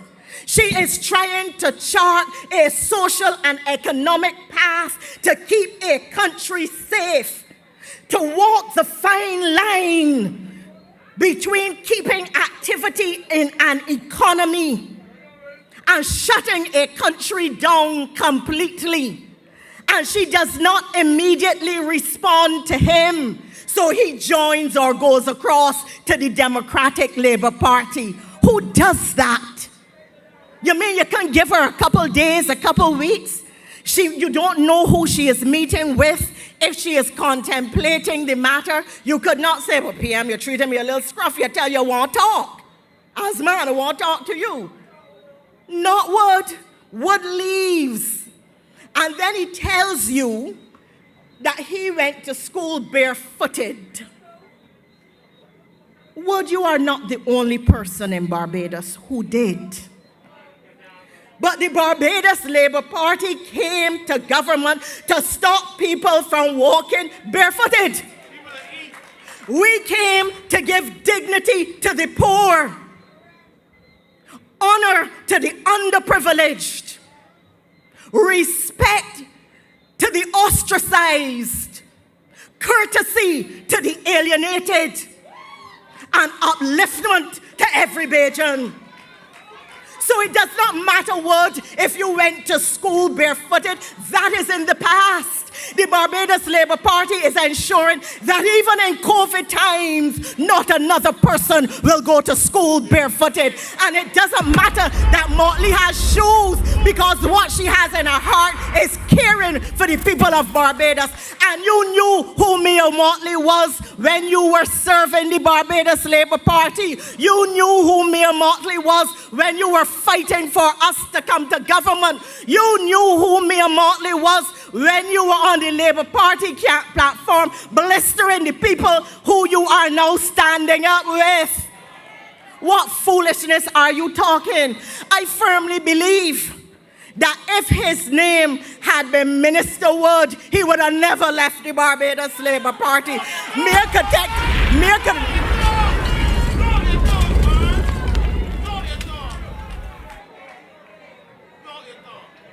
He did not believe that a newcomer in Dar could stand in front of him as a minister. Mia could have taken a year before she replied to him, and Wood would have sat down and ain't saying a word. And I got proof. Let me tell you what my proof is. He says he had to leave. She treat Trevor Prescott bad. She unfair George Payne. She shamed Neil Rowe, and could their poor Eddie, my cousin. Dame Ermi was my father's sister, and Eddie is also a cousin on my father's side. But, so he don't want to see anybody fired. If you get rid of anybody, he can stand up for their cause by leaving. The question, therefore, is, when the male friend Owen Arthur got rid of Johnny Cheltenham, why didn't Wood speak out then? When his male friend got rid of the same George Payne, why was he silent then? When the Prime Minister Owen Arthur fired Liz Thompson. Why you didn't stand up for me?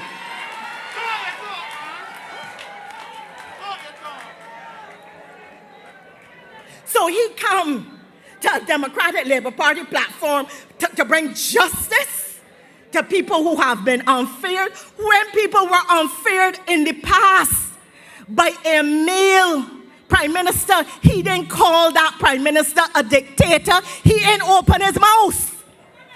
Come on. And what did he do? He left the Barbados Labour Party. And he said something, April? All Fools Month. He left the Barbados Labour Party to go, he said corruption. Now this is important. If you are going to cite corruption as your reason for leaving, that night he spoke at Newbury. Every 10 minutes he was saying, all right, I'm coming off now. Clearly they were calling him off. He gave no evidence of any corruption in the Barbados Labour Party. He did not say a single thing that anybody in the Labour Party, from Mia Mottley back down to anybody in the cabinet, anybody in the Senate, he cited no wrongdoing. And he leaves the Labour Party, the house and umbrella of the Barbados Labour Party, to stand on a platform where multiple allegations have been made in relation to corruption.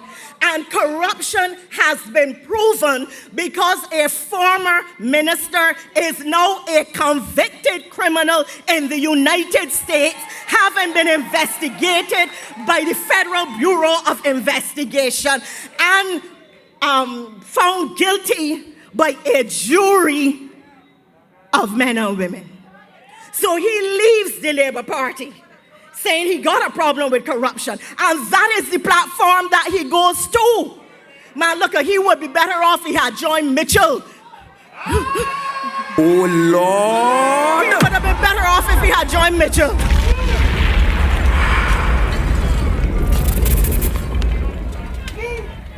And I want you to understand that you are talking about corruption at some of the highest levels. This is a minister of government who had a responsibility to protect the public purse, but instead set up a scheme to loot it. And that is the platform that Wood is on. And they're saying the prime minister is a dictator because she say no big works unless you talk to me. Mia, you're right. Protect the public purse. You cannot have people with all kinds of schemes turning up. You are the Minister of Finance. You are the Prime Minister of this country. You have a fiduciary responsibility to those who supported your party to protect the coffers of this country. Motley, hold your ground. If they want to set up big works, let them talk to the Minister of Finance. She didn't say that they can't do anything. She didn't say she doesn't respect his ideas. She is saying if you have big ideas and you want big works and it has to come out of the government cash book, talk to the finance minister. I don't see that. That is so unreasonable, but that has now become a big, big issue for the Democratic Labour Party. What else do we know about these women? We know Motley like a pork chop. Fried, dry. What do we know about Verla? No, I'm serious. Verla has now been around politics for about 10 years. What do you know about her? What can you say about her? Just like she follows in the Frondell Stewart model. You don't know anything about her. You don't know who she is. Is that music? No? Yes? No. Okay, sorry, thanks. I like Woody, you know, they ain't gonna be telling me, come off, come off, come off. But as the party leader said, if he wants to come back, if he recognizes he made an error, she says he will welcome him back, and we in the Barbados Labour Party welcome everybody of goodwill who wants to put their skills available to the country of Barbados. Verla was silent. You know, it is the Democratic Labour Party's philosophy to punish people with silence. That is the Stuart model. Verla is silent about who she is. Verla is silent about people getting benefits. Verla is silent about policy that uplifts this country. Verla is a leader, and you have never heard her put any policy framework or alternative policy positions to the country. None. All she does is criticize, criticize, criticize. While she is criticizing, Barbados and the Barbados Labour Party are holding on to a visionary. We are now getting all of the praise for taking first mover advantage on the issue of a welcome stamp and using it as a COVID relief measure and initiative. Other countries are now following, but we were the first. The Prime Minister has not spoken at length tonight to the nearly 4,000 jobs and $1.4 billion in new investment that is coming into the country.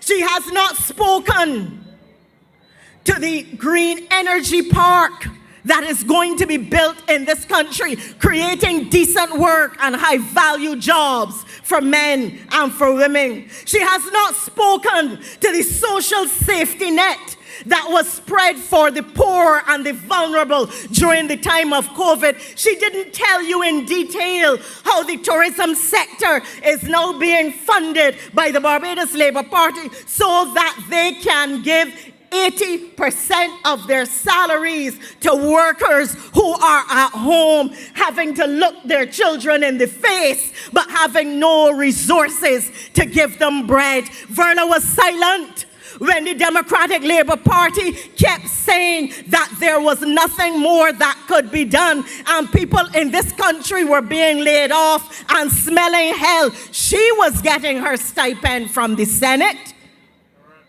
She was getting revenues from cheering things. But the average person, she had no agenda for them. Not then, not now. And that is why I'm asking tonight, if you have led any kind of team, tell me, look at your leader and ask if this is where you want to be.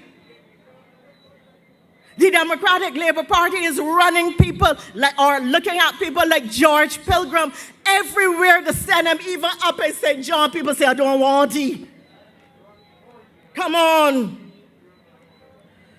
This Prime Minister has moved our foreign reserves from 2 to 3 weeks to over 6 months, the highest that this country has ever had.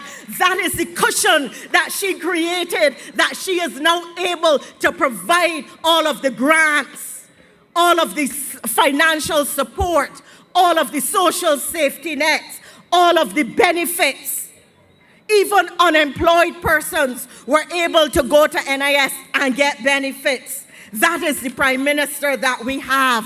But they would want you to believe that somehow this woman is not like the rest of us, that she doesn't bleed or hurt or understand pain like the rest of us, that she can walk like the Democratic Labour Party and see a country in crisis and do nothing, like they did when we had sewerage on the streets of Christchurch, like they did when the Bridgetown sewage plant was creating problems, like they did when people in St. George could not get buses to go to work. Now you got electric buses, Wi-Fi charging stations, people putting up the foot and telling the minibus, go long, go long.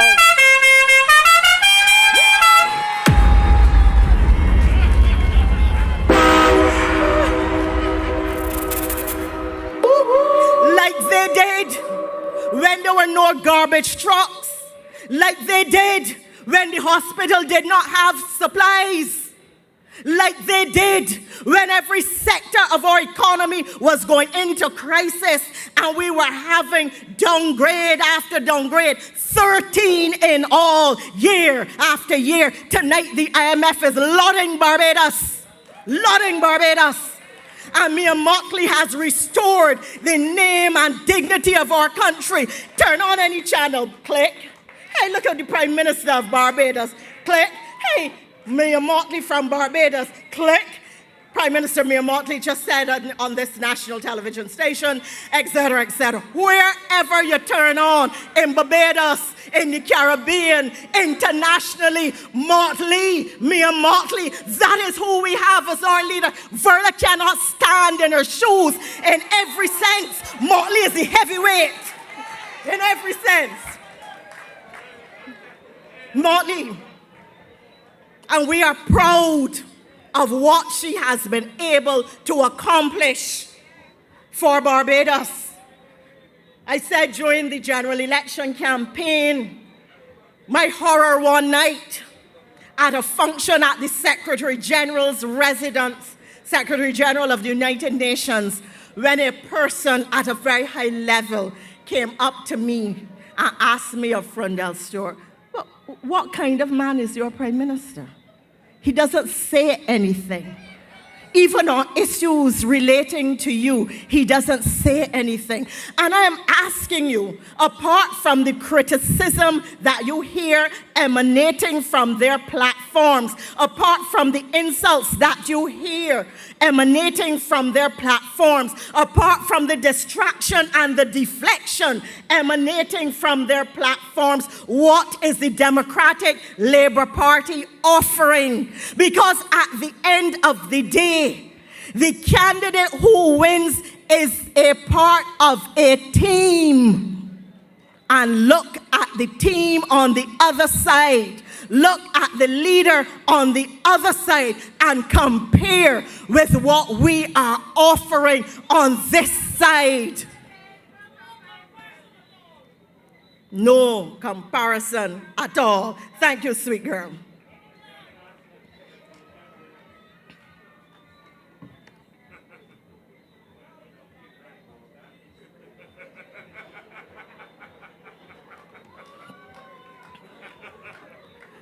And for people in St. George, you have heard.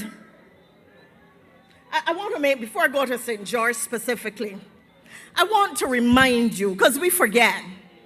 I was telling you about the politics of distraction and hypocrisy and how they want to throw dirt and doubt. And they make you feel very uncomfortable about your leader. They did it with Henry Ford. They tried it with Owen Arthur. Let us not forget that in the run-up to 1994, the DLP put out all kinds of jokes about the unbreakables so that people were made to believe that he did not have the capacity and ability to run a country or an economy. They are now doing the same thing with our present Prime Minister. Don't mind her, she is a bully. Don't mind her, she is a despot.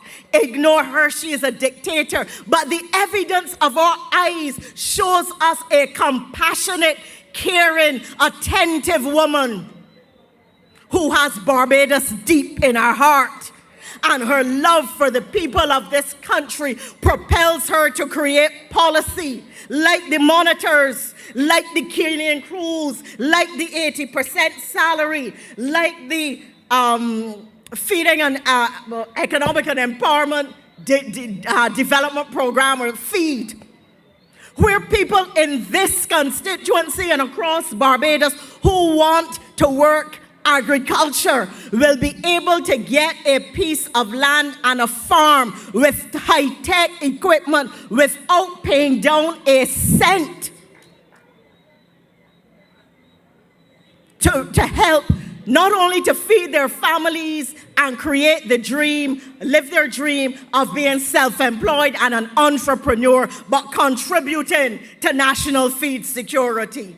There was no adopt a family program when people were smelling hell under the Dems. There was no blue economy to ensure that fishing markets and fishing vessels and fisher folk were given better opportunities and better circumstances. There was none of that.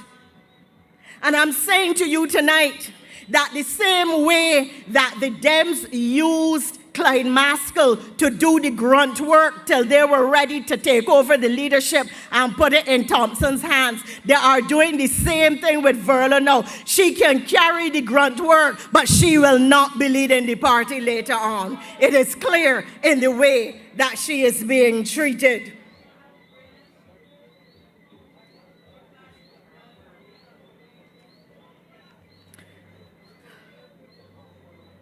The Democratic Labour Party now is the same Democratic Labour Party whom we were asked to support in 2008 and whom we rejected, whom we had to reject on the basis of non-performance. It's the same DLP that this candidate on their side, doesn't matter if he's a nice man, doesn't matter if he's a homer, don't matter if he grew up with you, don't matter if he represented us internationally. This is now a different arena into which he is coming, and he is affiliated with a team and a leader that I am calling on the people of St. George North in their wisdom to reject. To reject. This is not the time for the sideshows. The world and this country is in one of the most serious vice grips of economy and society, crisis of economy and society that the world has ever seen. And we need proper leadership, bold leadership, creative leadership, innovative leadership, imaginative leadership. We need Mia Mottley and we need Tony Moore. We need the Barbados Labour Party to carry the country through this crisis and to hold people up, to lift them up, to uplift communities, to transform lives, to take us safely into the future, to hold the country steady like the ship of state sailing against the worst headwinds. We are not asking you to reject him because we are elitist. We are asking you not to support him in this instance because he is with the wrong team and he is not the right person for the job. We are offering to give the country and the constituency more. And we ask you to vote for Tony Moore. I want to thank you for not moving. I'm looking at my watch because I said to myself I was not going to talk past midnight. There will be other nights. I don't know how many other meetings there will be in this campaign, but somebody might give me a little pick on the platform. I have 10 more minutes? 10 more minutes. Okay, yes, sorry, my watch is a little fast. 10 more nights. Yeah, but sweet boy.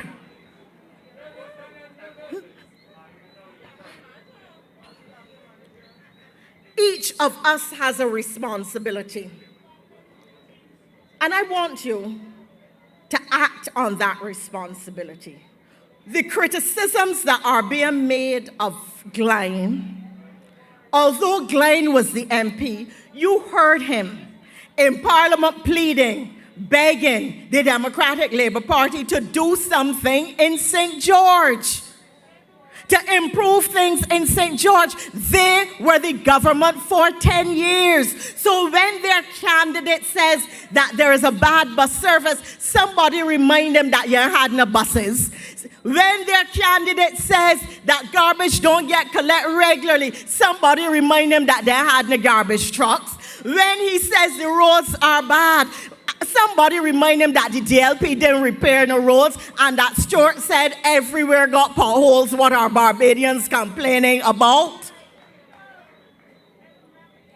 When he starts to criticize, remind him that for 10 years, the group with which he has now aligned himself put this country under sufferation, social sufferation, economic sufferation. Every facility, every government agency, every program went into decline. Remind him. And when Colin Spencer start to sing about come down here, let Colin, for all his excellent contribution as a Calypsonian, be reminded that he presided over the destruction of the National Stadium, and let him stick to singing about Shirley and forget singing about the Barbados Labour Party. You know your song named Shirley is about his wife. Really nice song. Very nice tribute.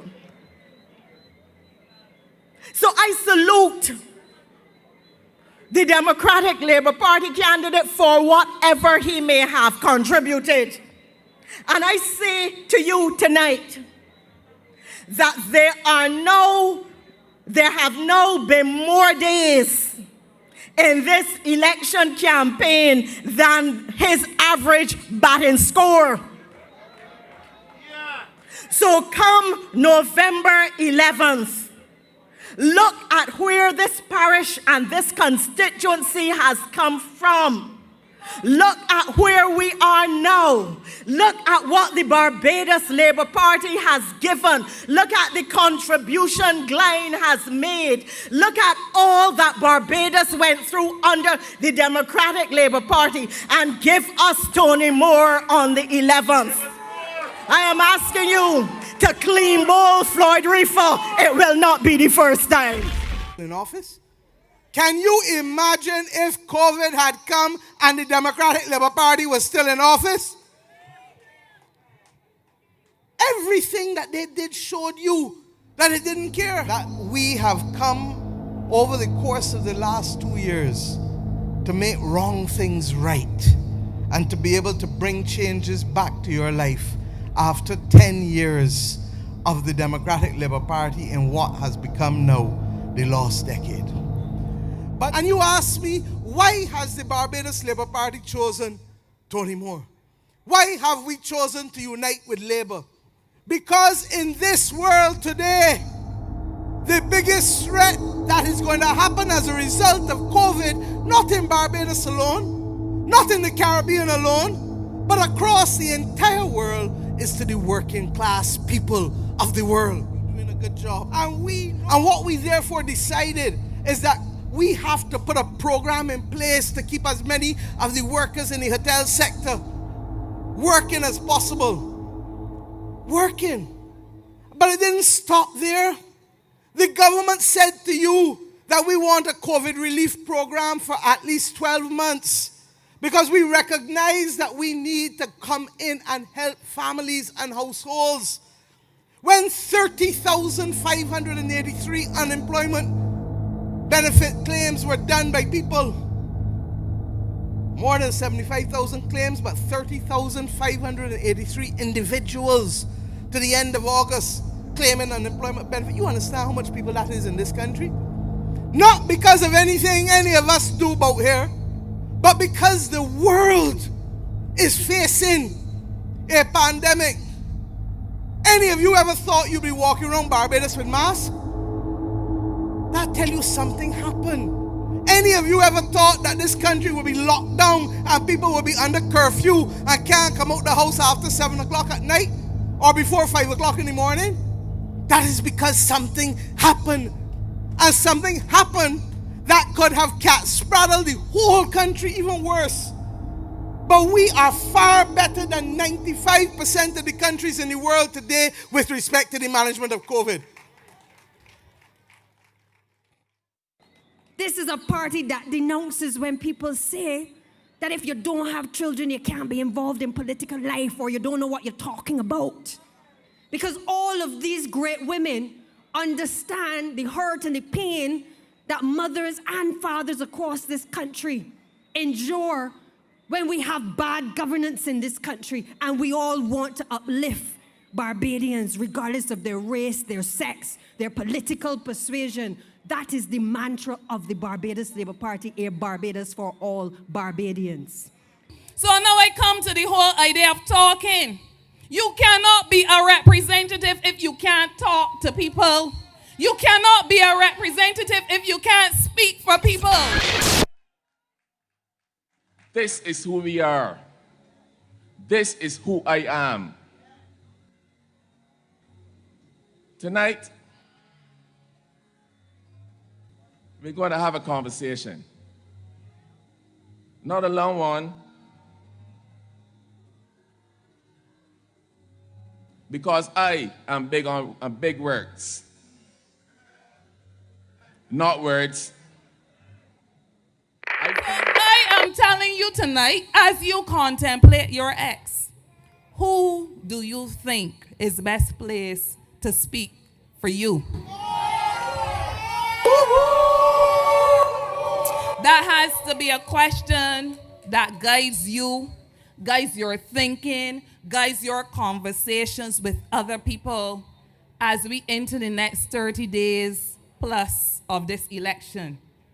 It is not enough for some person to say, I am not a talker, I am a doer. Because where decisions are made in the seat of power in the lower house, you don't be doing nothing more than talking at that point.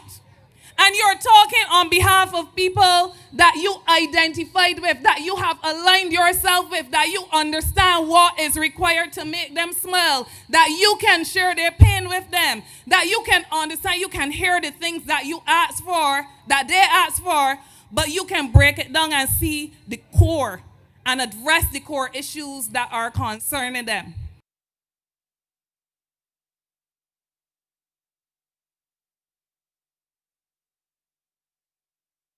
This is not a piecemeal approach to rescuing Barbados. Not only did we begin to do it in 2018, not only did we have to do it over and over again following successive Democratic Labour Party failed administrations, but we are having to do it again. And with your help, on November 11th, we will have another weapon in our arsenal to do it again in response to COVID-19 when you vote for Tony Moore on the 11th of November. This is a woman as meaningful to me as Ermi Bourne, as meaningful to me as Harriet Tubman, as meaningful to me as Rosa Parks. The first black woman to lead the radical union in this country is Tony, my sister, Tony Moore. Tony Moore. They've said she should resign. No man can serve two masters. You'll be surprised the amount of times we've heard that. Tony told me that she went in the district Friday, and somebody cursed her, as we say in the country, curse her back past her mother burial ground, because she dared to be a union individual and run for politics. I'm not going to go back about the Soroys and so on. I'm going to tell you that the Barbados Labour Party has long recognized the importance of working with labor and not trying to destroy labor. It is high time that the Barbados Parliament have again in it a General Secretary of the Workers' Union, and we say that the time has come for that, and the best person to give you more representation is a woman whose name is Moore, by name, by nature, by inclination, by record. St. George North, I have answered and I have said yes. And with the will of God and with your support, we will, we can, we must deliver for the workers of Barbados. Well, we had a nice little fun day here together, get to know her a little bit, you know. She seemed to be very nice, friendly, warm, you know. She ain't that kind of person, that shy person that interact with nobody. You know, she eat roast pork with us, she drink barley and oats, get along. Some people don't want to do those things. You see, we have some politics that come over here and they don't want to do nothing, so she interact with us. So we get to know how she feel and she know how we feel, she feel our pain. So she's an okay lady. And she talk about some things that she want to do, you know, some nice things. Just every get she do them, you know. It'd be good. She's a very loving lady. We're looking forward for the continuing good work that Glenn Clark was doing, that more would pick up. We know she can do good. I know for sure she can do good because she seemed like a very, very nice lady. That is the honest truth. So in superlative, more for me.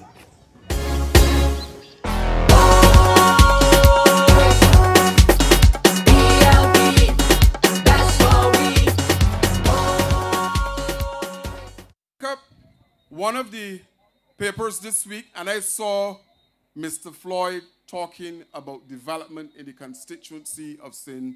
George North. I saw Floyd talking about home drums. Tell Floyd that home drums were beaten in St. John because I had a base to put those home drums on. But there's no base from Floyd to talk about beating home drums in St. George North. You have a situation where he went to Sheffield.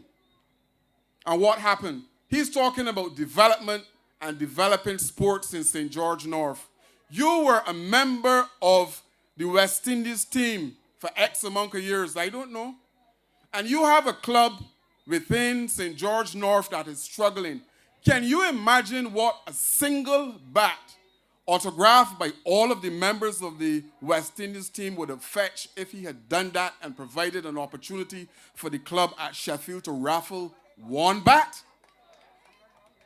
And you're talking to me about development and you're talking about home drums beaten first? Not a bat, not a ball, not a bill was distributed or made available to that particular club. So tell him that when he's talking about development, that you have to be involved in the process. Let me share something with you. In 1999, I initiated a project in St. John that was providing young people with an opportunity to do CXCs, to provide one, entry-level qualifications, and two, to get into university. Tony Moore, who is the candidate for this constituency, volunteered to teach programs in that particular project. And this was before any dream of being involved in politics. But she was involved at community level. And at the height of COVID in my constituency, I got a call saying to me, look, we don't have much, but we are prepared to offer food to someone that you can identify within the constituency. Tony Moore made the call. Somebody who is familiar with representation, somebody who cares, somebody who has been there at the national level for X amount of years. What has Floyd done in St. George North to merit even a consideration when you go into that polling booth? None. Absolutely none.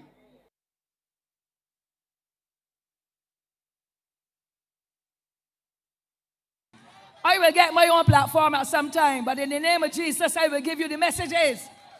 Wait to Christchurch West. In the last general election, and when Miss Motley had the children gravitating towards her, you saw that individual jump off a truck, gone with the placards, up in the faces of little 10 and 12-year-olds that can't vote. So where is the morality? Where is the nurturing? The Bible says the little child shall lead them, train them up in the way they shall go. And then, of course, that individual may be able to tell you when last year, September, a person was driving a car, a learner driver, L on the car at 11-something minutes to midnight in St. Thomas, intercepted by the police. You cannot be a lawmaker and a lawbreaker too. And therefore, we need to follow the right examples and set them for young people to do the right thing. Our National Disabilities Unit should not be left out. because the Democratic Labour Party kept them in an institution for 10 straight years, climbing the stairs at the NUPW 21 steps up. How are you going to get a wheelchair up there? With a hoist? This Barbados Labour Party made sure that Maxwellton was upgraded, and now they are on Colomara to be able to be facilitated with the training, the assistance for the blind, and all the different activities, because disability is not inability. I want you to know that in our communities, where you live and where all of us live, there are senior citizens because of COVID, they've become lonely, depressed. Families are not going because we know that those with non-communicable diseases and so can be easily impacted upon.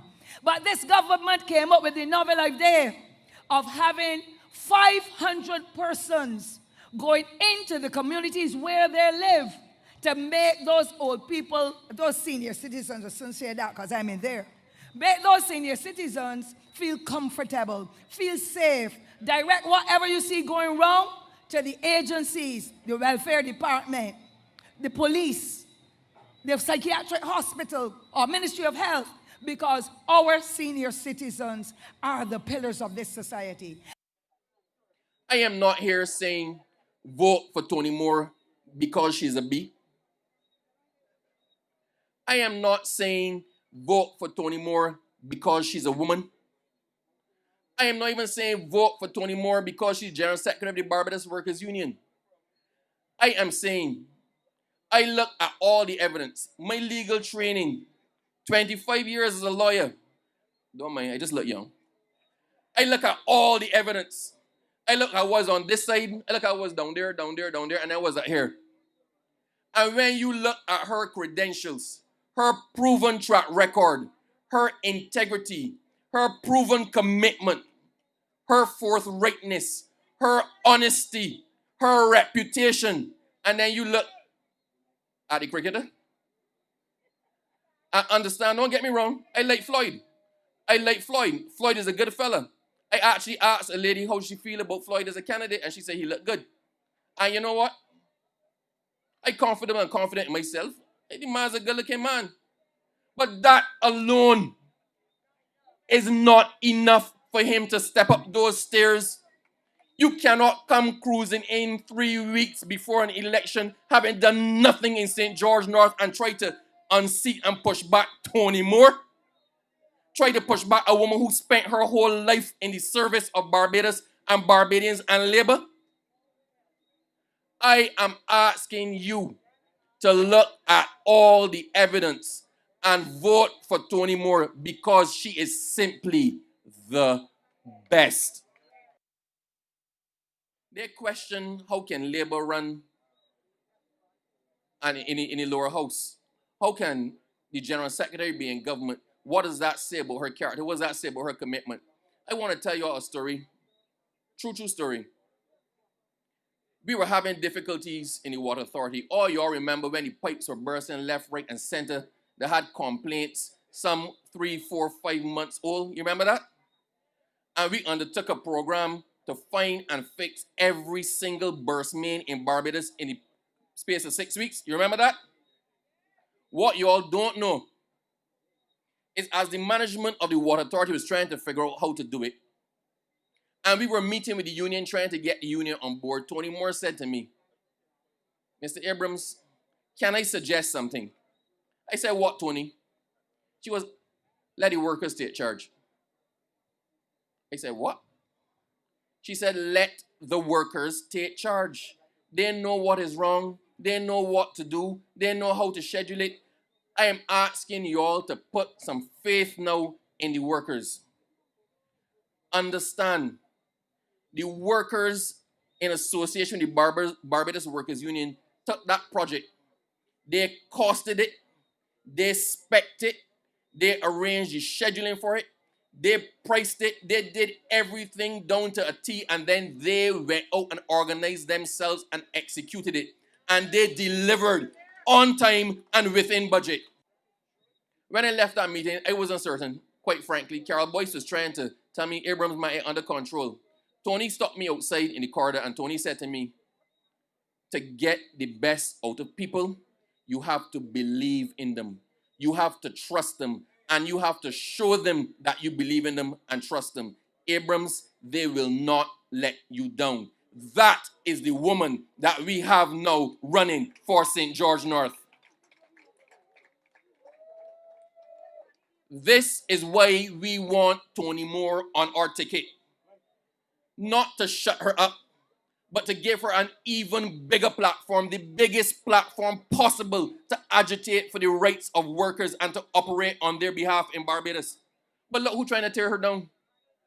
Why was it that before she declared an interest in running for this seat for the Barbados Labour Party, why was it that she was a paragon of virtue?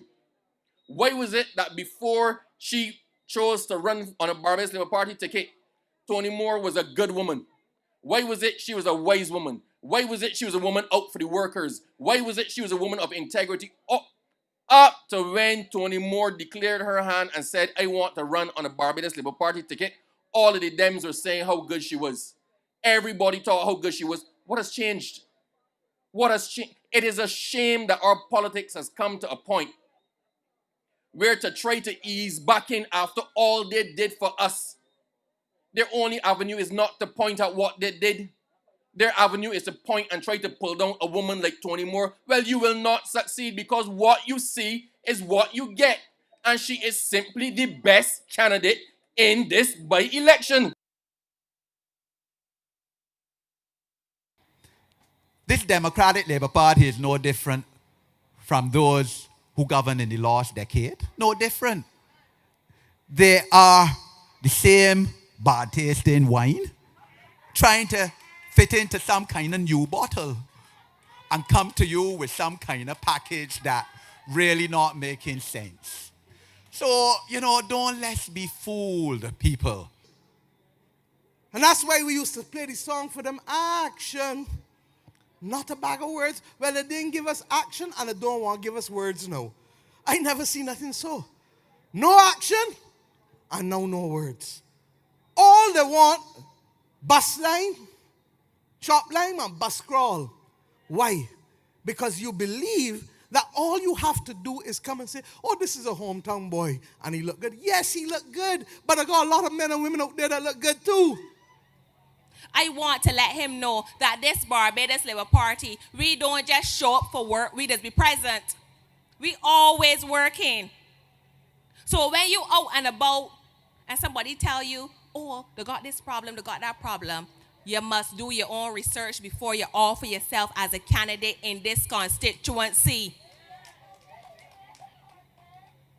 But I want him to know that this Barbados Labour Party will ensure that when we mount these platforms nightly, we are seeking to educate the people of Barbados and, more importantly, the people of St. George North about what we are doing. If you want smut, you can go elsewhere. You ain't going to find it on the Barbados Labour Party platform. We deal with the policies and the programs. The only thing that ensures that poor people are able to advance themselves. Because this is a progressive government. This is not a time, St. George North, to experiment.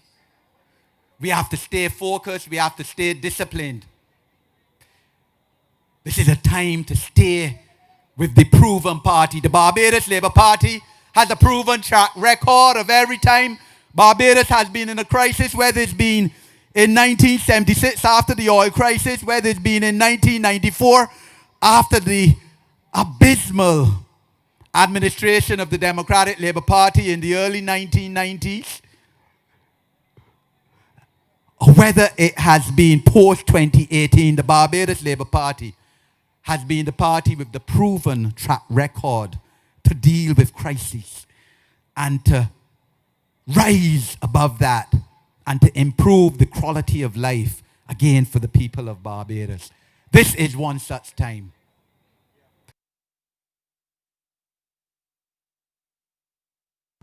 Being home me and Tony Moore meet for the first time, well, I would say that is like we was like born to meet one another. I think boy I didn't even know who Tony, So it's just that I hear much shout and say Tony. I let Ronnie see she. I said, Tony, rolling you. She said, calmly roll. I tell she very barefoot. She said, don't matter if you barefoot or not, just calmly roll. And I had on a mask when in car. We talked. She said, she asked me who her name. I tell she my name. Came over there. And then we went canvassing up Flat Rock. And it was a good experience because I never experienced that. So yeah, I went on the body and road and do the canvassing on there. So it was like a new experience for me. But what I would say is that Tony Moore is a good person because she made sure that I stay close to she. I make asking people things and how to get along, and so like the experience which she know was an experience. I would tell myself that it was a good experience. It was great. You know what I mean? So I would say yeah, she's a very good person, straightforward. You know what I mean? She still up on she mind, and she's always out there in the field looking to sort everybody, help out people, and you know what I mean? Get close to them, you know what I mean? Not stand inside and just talk this thing and then do nothing. You know what I mean? She's happy with one thing. Yeah, and the thing about it, I grew up out here. I grew up out here in St. George. St. George made hometown for years. I went to primary school out there, St. George Primary, and the experience is now that I would like to encourage people, not only young people but the older people too as well, to come out and vote. That one not only say that because I know I'm gonna say that man, she got to see already, but still yet to come out and vote now, put that X there, that X is everything, you know what I mean? So come out November 11th, vote Tony Moore, put on my X, and that day coming out, put on my X for the vote for Moore, because you don't know me, I come in straight, I voted for Moore right through.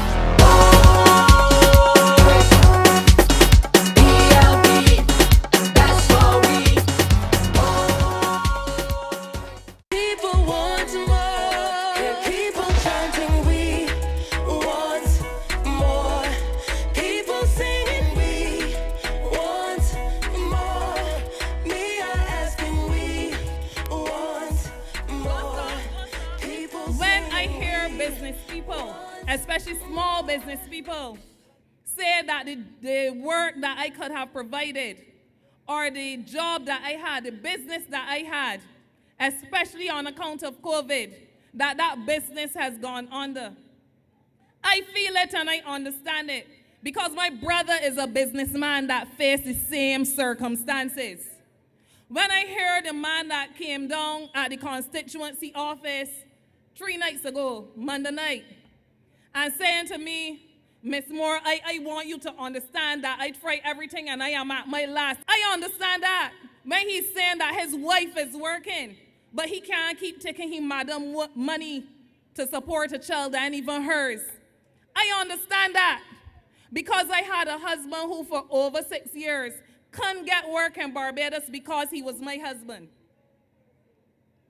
So I understand. So when people tell you about privilege, and people get on like I don't know what it is to juggle bills and figure out which one can get paid this month. When I connect to you on that level, I am pretending because I have made it my intention not to fill you with vain promises or to fill you with impressions of something that I am not. I come to you as a listener. I come to you as a person who wants to hear from you. I come to you as a person who knows what it is to listen, to analyze, to break it down, and to make it happen.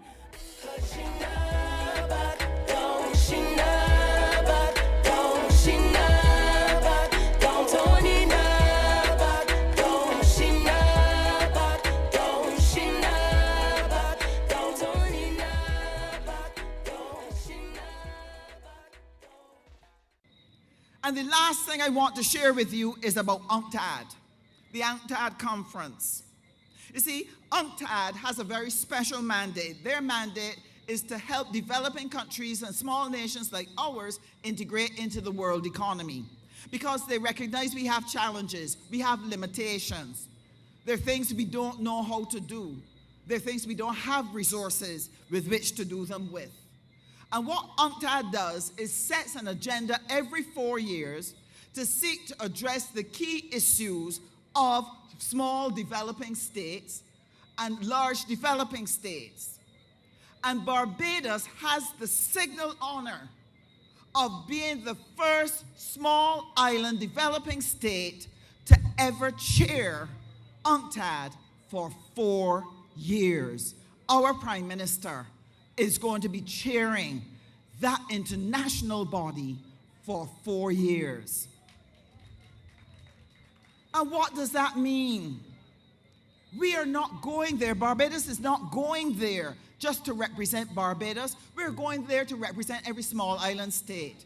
We're not going there just to represent Barbados. We are going there to represent all the developing countries and ensure that their issues and their concerns are on the agenda. We can't do it all, and we can't do it without you, and we can't do it without labor, and we can't do it without ordinary Barbadians putting their hand to the plow. We have said before the right to vote. We don't talk about it a lot, but I'm going to take a minute to take you through it. We talk about independence in this country all the time. We talk about free education. But we must also talk about the right to vote. The fact that there was a time when people that looked like you and me did not have the right to vote in this country.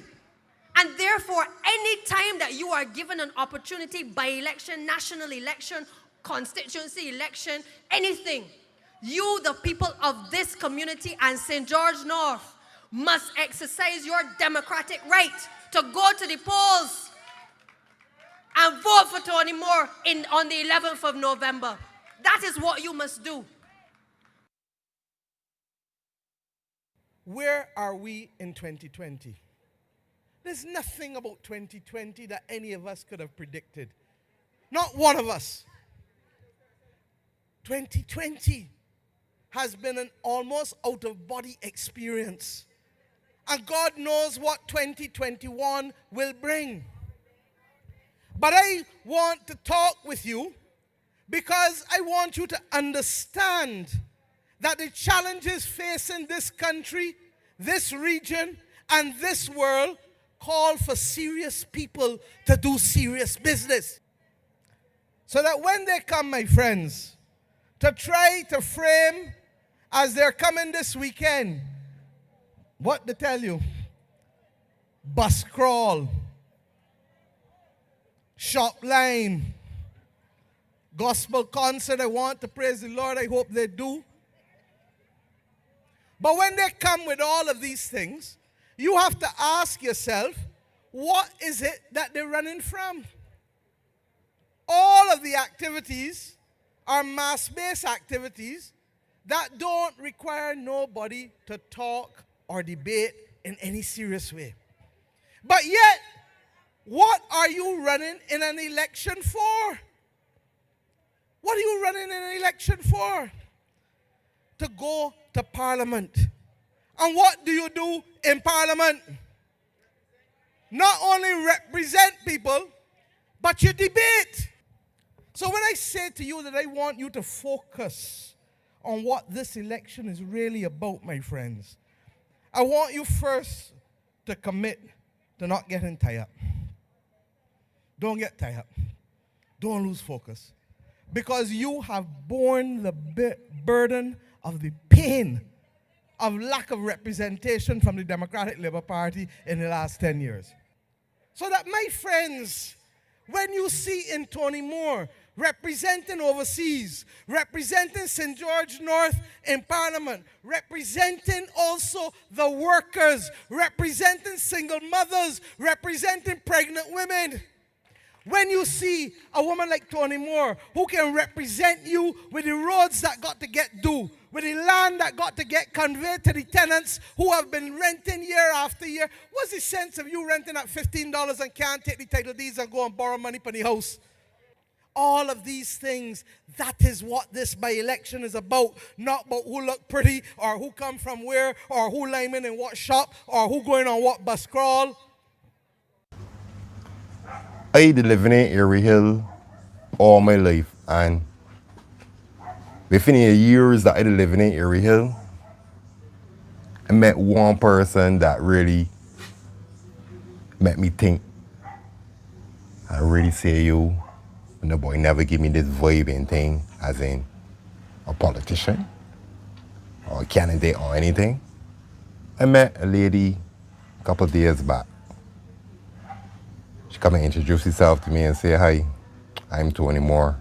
I was told that I can't left from in Erie Hill till I come and introduce myself to you. From there on, my energy built up between me and Tony, and it's like, I could feel the vibe that this woman on. The way she spoke intelligently, fluently, and she made me say, yo, this woman really serious about what she's saying. So I tell myself, all right, nobody else never come down here and stop here. And furthermore, even the same pretty batsman come out here a couple of days, and I was outside. All the man would look at me and look off and walk and went on about his business. So I was like, okay. Because I already know him, so I ain't really anyhow ain't about he though, but Tony is the sort of woman that I know once she get to take over from Glenn and carry the mantle, she will do so much for the people of this community, St. George North. Because her main plans is focusing on the youth and finding work and helping out in whatsoever problem or situation that we may have as the St. George North community. And I hope that you all will go November 11th and give Tony the full support that she needs. Blessed love, respect.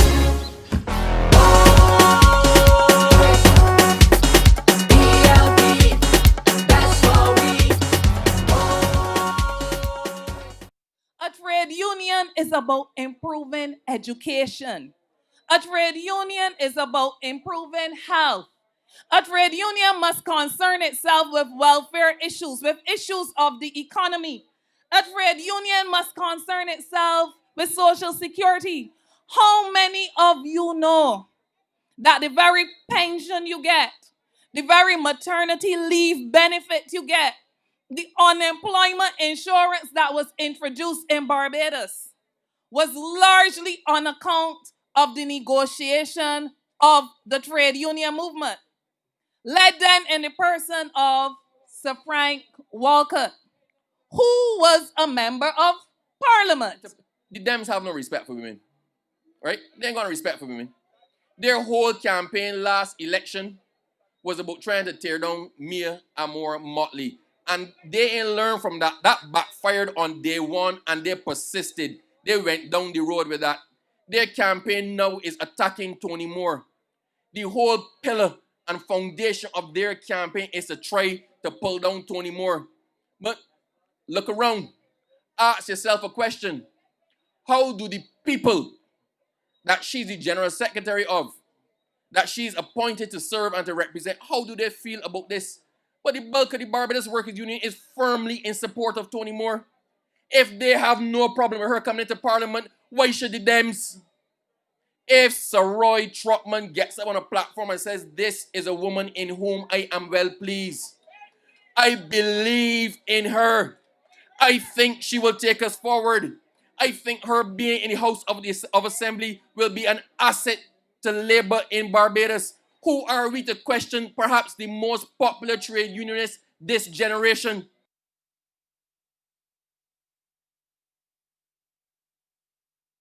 Who wants Tony Moore? Give her the opportunity, people, to speak to you tonight. We're going with the DLP. That's the best for we.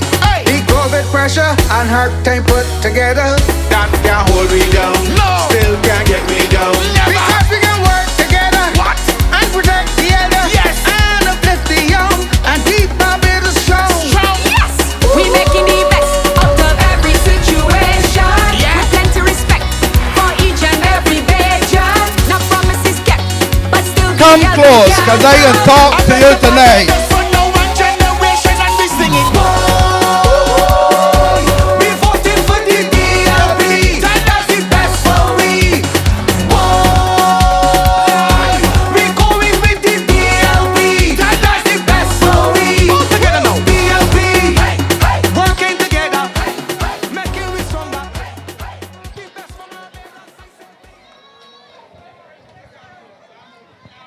Come close, come close. Settle, settle, settle, settle, settle, settle. Good night to the good people of Tate Hill and the people of St. George North. I know you had a good night already. I know you had a good weekend too. And I have come here tonight because, first and foremost, I need to thank the people on this platform and who were on the platform yesterday at the conference of the Barbados Labour Party. I am so proud to be leading this party with the kind of talent that we have in the Barbados Labour Party tonight. And you know, you don't take things for granted. You don't take things for granted. Because you heard from this platform Rawdon talk about the 10 years that I had in the wilderness. And in fact, last Sunday gone was 10 years when I was removed as leader, and I knew what it was to both understand defeat and victory, humiliation and pride. And they're twin imposters, as you heard me quote Kipling yesterday. But just as I knew humiliation 10 years ago, I know pride tonight, 10 years later.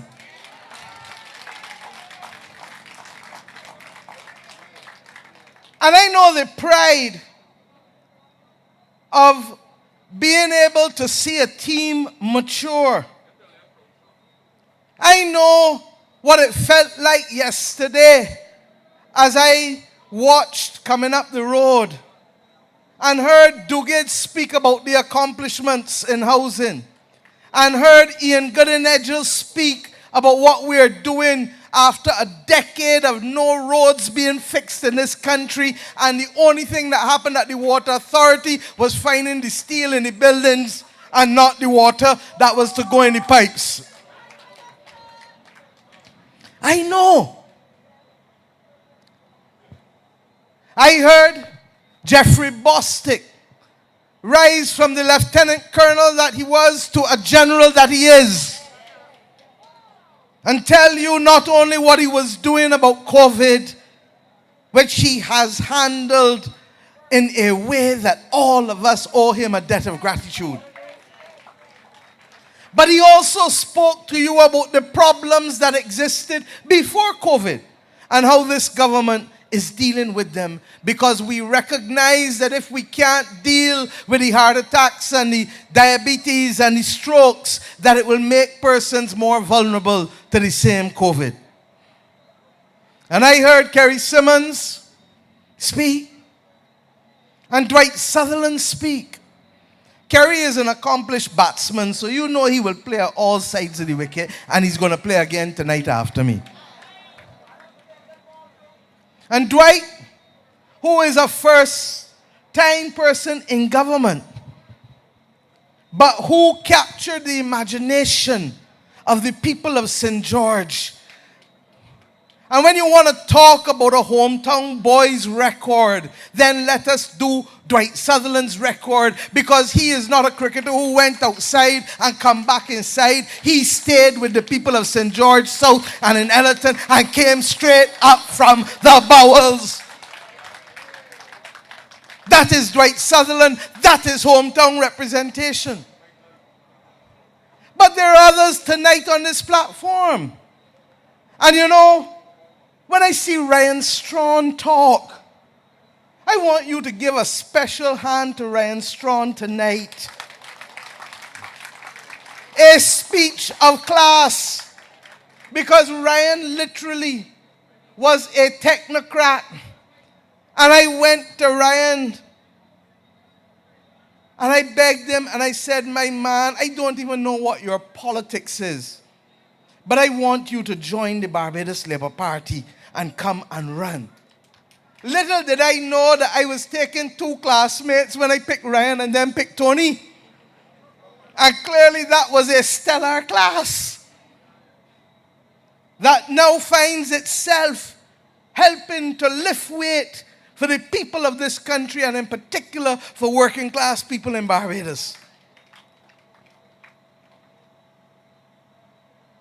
And all of the others you heard tonight. Dale Marshall is a general, not just an attorney general.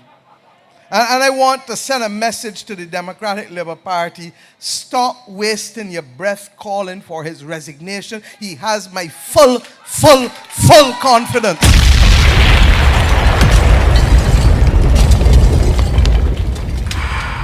And I say so knowing that his mother and others will hear me speak tonight, because he is a hometown boy that has never forgotten where he's come from.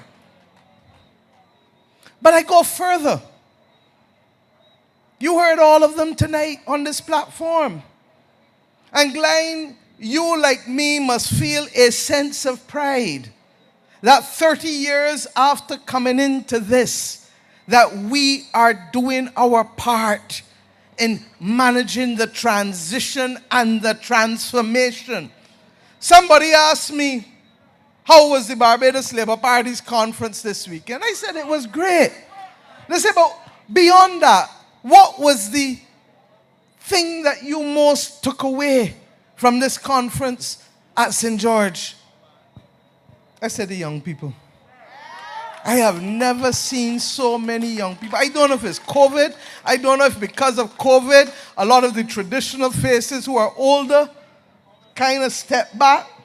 But the young people in this conference, and Shane and all of you who are working, and Antonio, all of you who are working, I thank you for the people, not just of young people of St. George, but I also thank those in the League of Young Socialists and in the BLP chapter at the University of the West Indies. Both of them are literally rising. And today, because of that, I haven't even had a chance to speak to the General Secretary, so Jerome, forgive me. But I asked David Comijong tonight to help me lead an educational institution for the young people of this party, because they are ready. And once we give them the level of education that they need, they will move to the next level. I have every confidence of that, and the future of this country would be safe. But you also heard a man make a maiden century tonight on this platform. A maiden century. And I refer to no other than Rawdon Adams.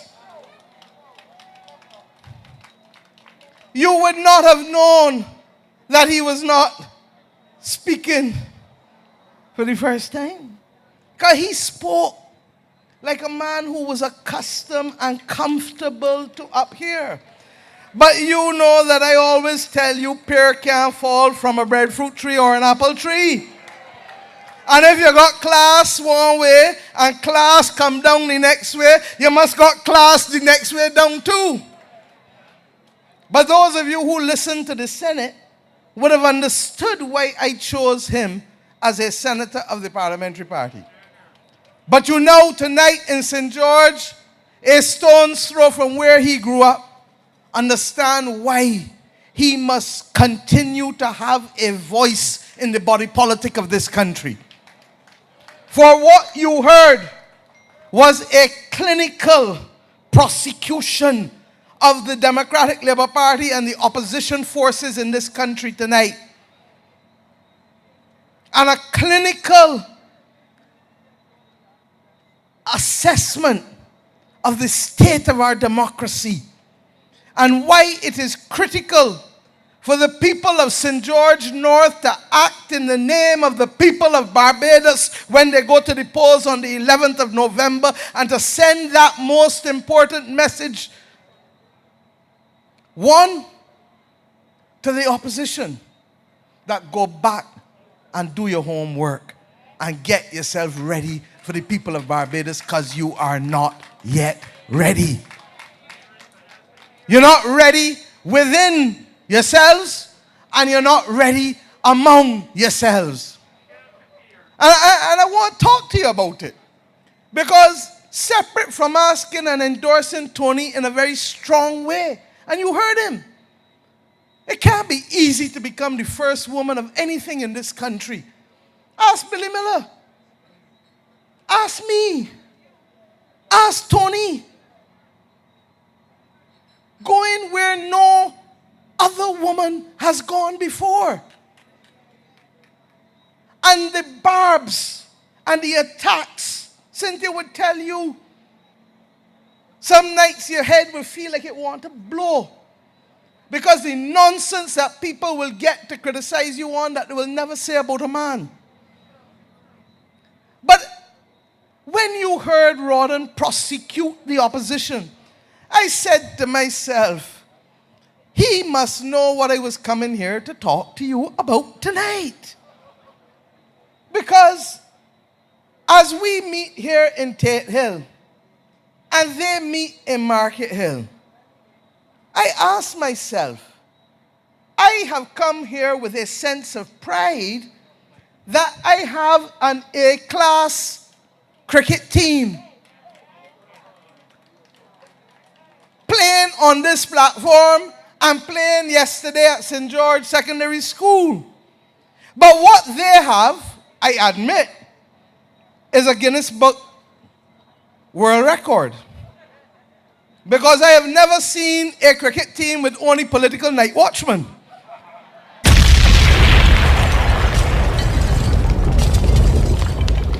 From number 1 to number 11 is pure political night watchmen.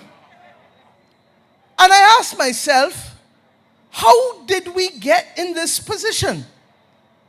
You must forgive me. Because just in bringing Rawdon here, it caused me to reflect on the leaders who went before. And as you heard him say, whether BLP or DLP, Barbados always had a sense that you might not want your side to lose, but the other side would still carry everybody along. Grantley to Errol Barra. Errol Barra to Tom Adams. Tom Adams and Bree to Sandy, to Barra and Sandy again. Sandy to Owen.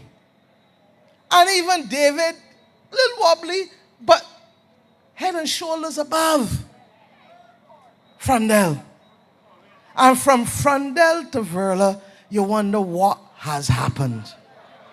Well, the problem is that Frandel, you and I know, became only accustomed to speaking to dead men. That is who he drew his inspiration from. But you know it and I know it. Whether it was Aristotle and Plato when he wanted to song high and powerful, and when he wanted to come down and song indigenous and local, Winter Crawford and T.T. Lewis. Not a live human being, not even poor Hal Gollop. Only dead men. But you see, at least Verla does not speak to the dead. But the problem is that we are yet to find out who advises Verla and who she speaks to. And the only conclusion is that she is now only listening to the echo of her voice. No, it is a terrible thing. Because what the country demands now from the Democratic Labour Party, it seems incapable of giving.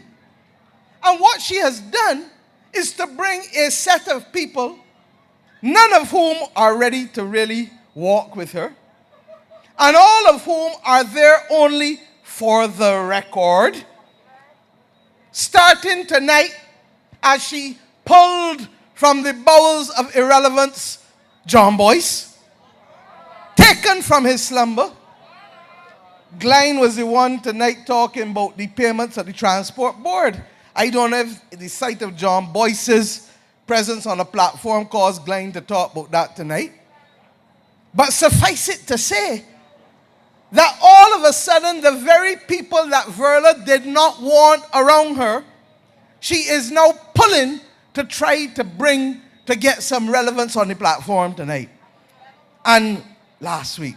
And to what depths do they also go? You heard me speak about the poor young boy from Cottage, a St. George man, and they take him and they kick him out and throw him out. I told you I have never seen one man move from party to party to party. That is true until I forgot Sylvan Greenwich. Because he moved from party to party to party to party to party to party to party to party, back and forth and back and forth and back and forth and back and forth. Political grasshopper. But the General Secretary of the Democratic Labour Party, and I empathize with the boy, because as you heard from Glenn, they went and they suspended him. Now, you don't take a youngster like that. The boy ran against me last time. I knew the difficulties that he experienced as a student at the University of the West Indies and having to find money to pay fees. And even though we were running against each other, I said, Kimar, hold tight. All like you will benefit from a Labour Party government. Don't hold me in your mind, because when we get in, I can pay the fees, and all like you would not have to go and look for thousands of dollars to stay in the University of the West Indies. I didn't know that we would come to his rescue again, and I mean it sincerely, because I do not believe that anybody should be carrying convictions for a spliff in this country. I really don't believe it. But where you have to question Verla's judgment is that if you knew that the boy had been charged since 2018, don't put the boy to be the butt of jokes and people kicking him out across the byways and highways of this country. Protect the youngster. And if you really feel, as I do, Kimar, you left the Labour Party, anytime you want to come back for tutorship and think, come along, oh man. Come along. I got a little soft spot in my heart for you, because I beat you bad, and I don't feel that I should have beat you so bad.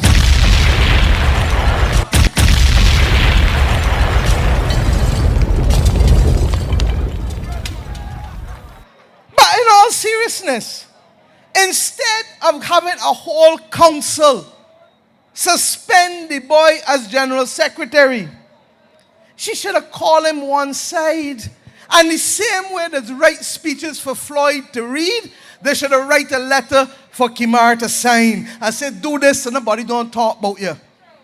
And go along slowly into the night. That is how you treat youngsters who have not yet been exposed to the ways of politics and life. That's what she should have done. But what all of this brings me to is that Errol Barrow and David Thompson must be rolling in the graves or looking down, shaking their head, wondering what has happened to the Democratic Labour Party. And in essence, that is what you heard from Rawdon tonight. That a serious political party has put the country's democracy at risk by trifling with it. And by having a set of people in the last decade, when they were in government, who did not care enough about the country to put country first. And who, as you heard me say yesterday, were not even interested in the politics of the passbook as they used to be, but became interested in the fortunes of a few. Now, them things wrong. Them things wrong. And when you look at the Democratic Labour Party, you see not even a shadow of itself. And you have a set of people that people don't even recognize. And the desperation. I am not going to say anything about Anthony Wood, because I don't know. Suffice it to say this, that I find it the most curious decision. And I would have to ask, as a member of the Democratic Labour Party, how do you invite a man on the platform of the Democratic Labour Party to come up and say that the reason he is vexed with the Barbados Labour Party and Mia Motley is because we ain't lock up nobody from the Democratic Labour Party yet.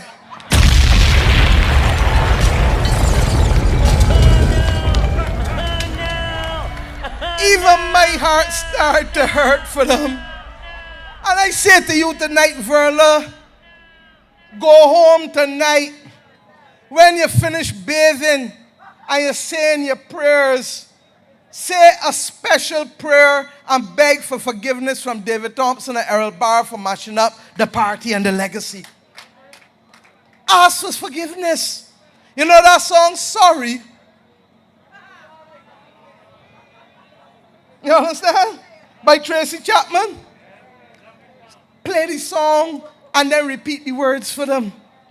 Because how do you desecrate and decimate the image of a 65-year-old party and bring Woody in the bosom to give you the cuckoo punch that he don't understand why me and Motley ain't lock up none of you yet?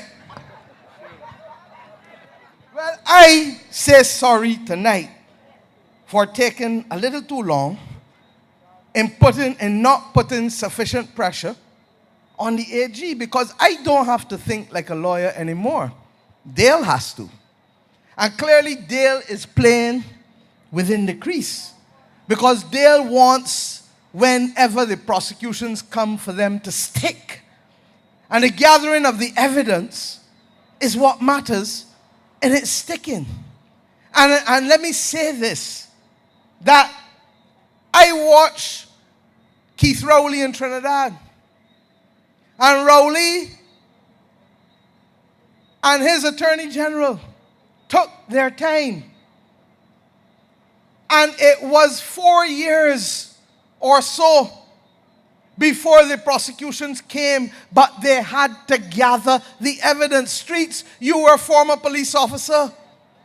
You don't charge nobody unless you have the evidence.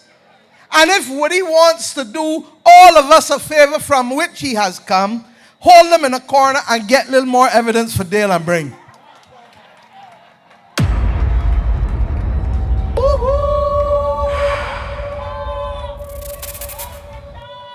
No, if this thing was not so serious, it would be a comedy. And as for the other parties, you pick up a front page today in the Nation. In every race I know, people is fight for the goal. Grab the goal. Go for the goal. People is settle for the silver. But these are the only parties but where I know that's fight for the bronze. Between Joe Adderley and Solutions and UPP. And Rodden is right. I don't know. You hear me say Joe Adderley all the time. I don't know what to call the party. PDDP, DP. Capital D, common D.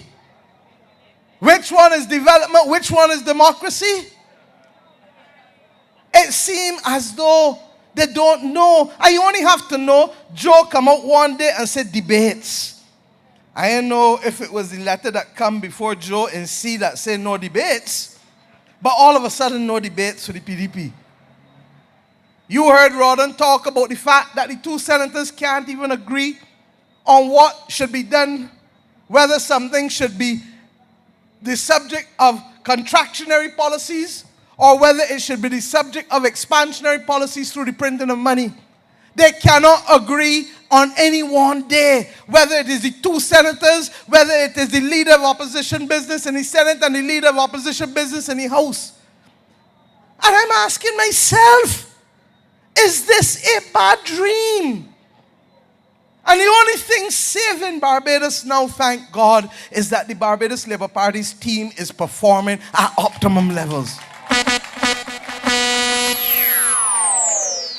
And that is why the other reason we need you to vote on the 11th of November is to send the signal for the vote of confidence. Not just for the ego. It's not about egos for the Labour Party. But it is about us negotiating and managing the way not just with the people who we have to negotiate locally, because you've heard me yesterday call for a new protocol. There must be a new prices and incomes protocol in this country. We already see the adjustment to income. We now need to see the approach to prices, because without an adjustment to prices, the adjustment to incomes cannot work. Without an adjustment to rates of return on profits, you can't spread it so that more people can get work in this country, so that the money can spread further. And that is why I say the vote of confidence in the Barbados Labour Party sends a message to the international community that the people of Barbados are behind us when we speak and when we call for the restructuring of COVID debt for the Caribbean and for people who did not expect to be in COVID into long-term debt. It is because we don't want to hobble what we have to do for these youngsters here to make them the best that they can be in this country. We don't want to have to contract any road program or any water program. If it was not so serious, it would be funny. And coming up in the car just now, I put the earphones in my head and I pull up Stalin. And I pull up the song, Dorothy Wait, Dorothy Wait. You know the story to that song?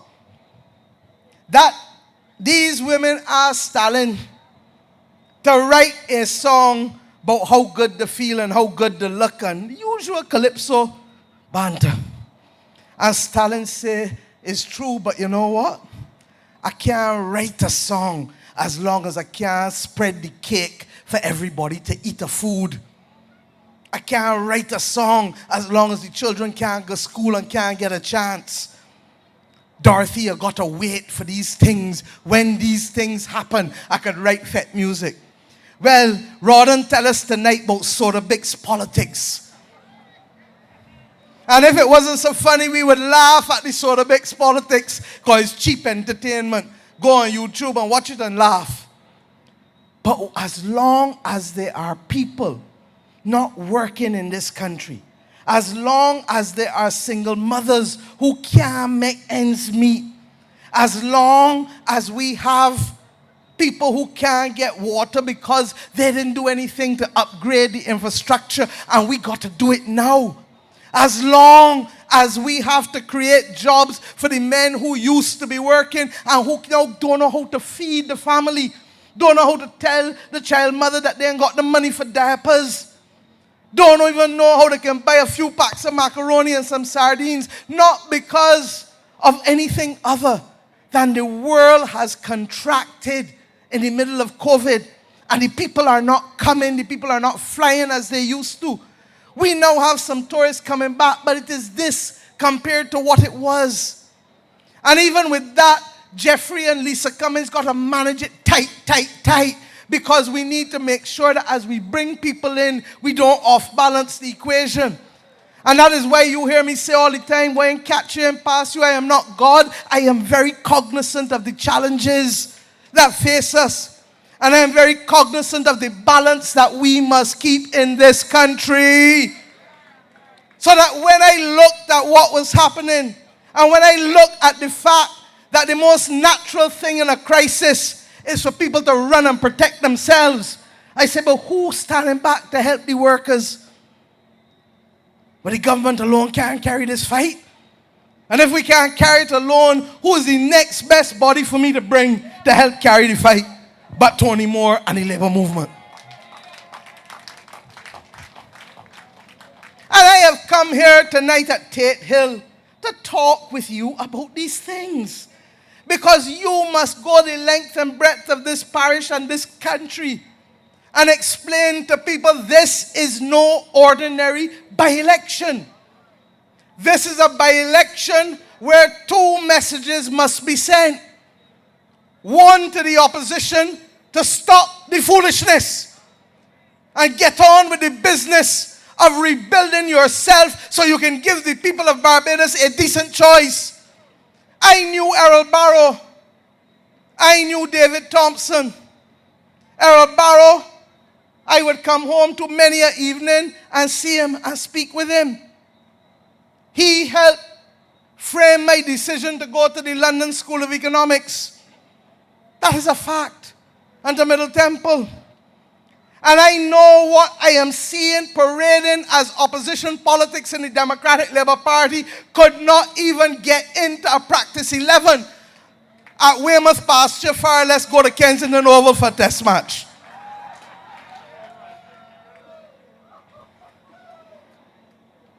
Cannot. I knew David Thompson. We went to school together. He was at Commonwealth ahead of me. I was at Queen's College. And whatever else you say about him, he knew how to mobilize people. He knew how to encourage people. He knew how to bring people to him. And you know, it hurts me as a woman to see Verla being made mock sport of by those men in the Democratic Labour Party. And Verla, I say to you, don't let them do that to you.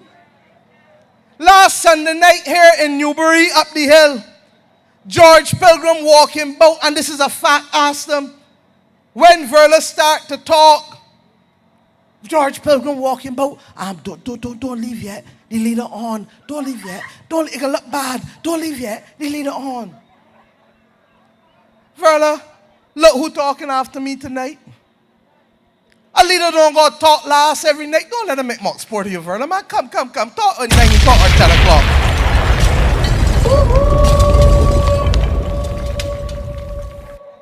It matters not when I speak in these meetings.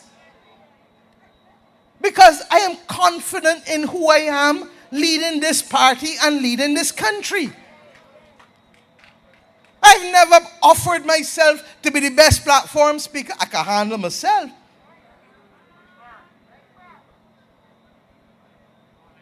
But in the same way that Gary Sobers is the greatest all-rounder, there may be other better batsmen than Gary or better bowlers than Gary. But he's the greatest all-rounder. And at the end of the day, you do not define yourself by those things. If you have come up here like Stalin went to write for the people, even though they have others want to take him down the line like Dorothy, Stalin said, wait, Dorothy, wait. I say to you tonight that what matters is not those cosmetic things.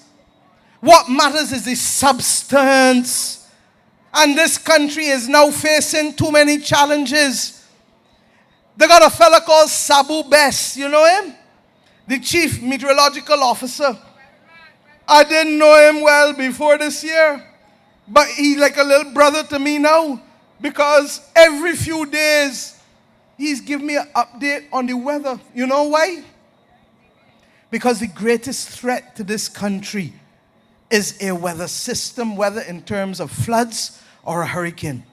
And to have that now on top of everything else that we are facing is something that concerns us. And I can't wait for December to come and the hurricane season to go behind us.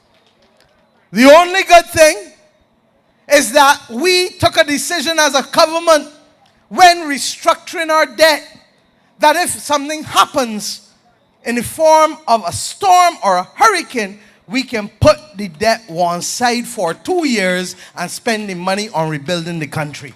Simply put. That's what we did. But even with that, the dislocation and the disruption tonight in Jamaica, I feel for the people in Jamaica.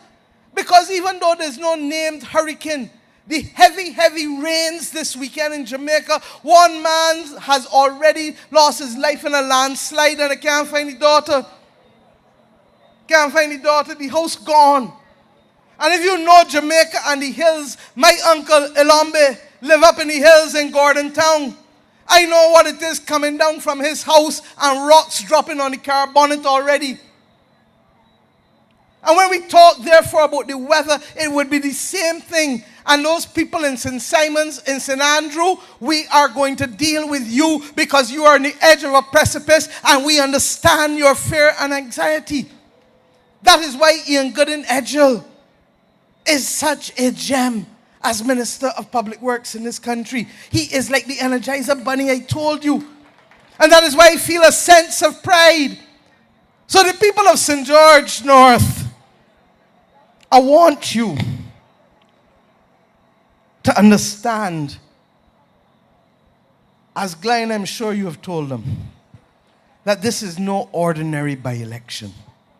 This is a by-election that will determine how this country manages its way through the greatest crisis since independence, through the greatest crisis since the last Great Depression and the 1930s.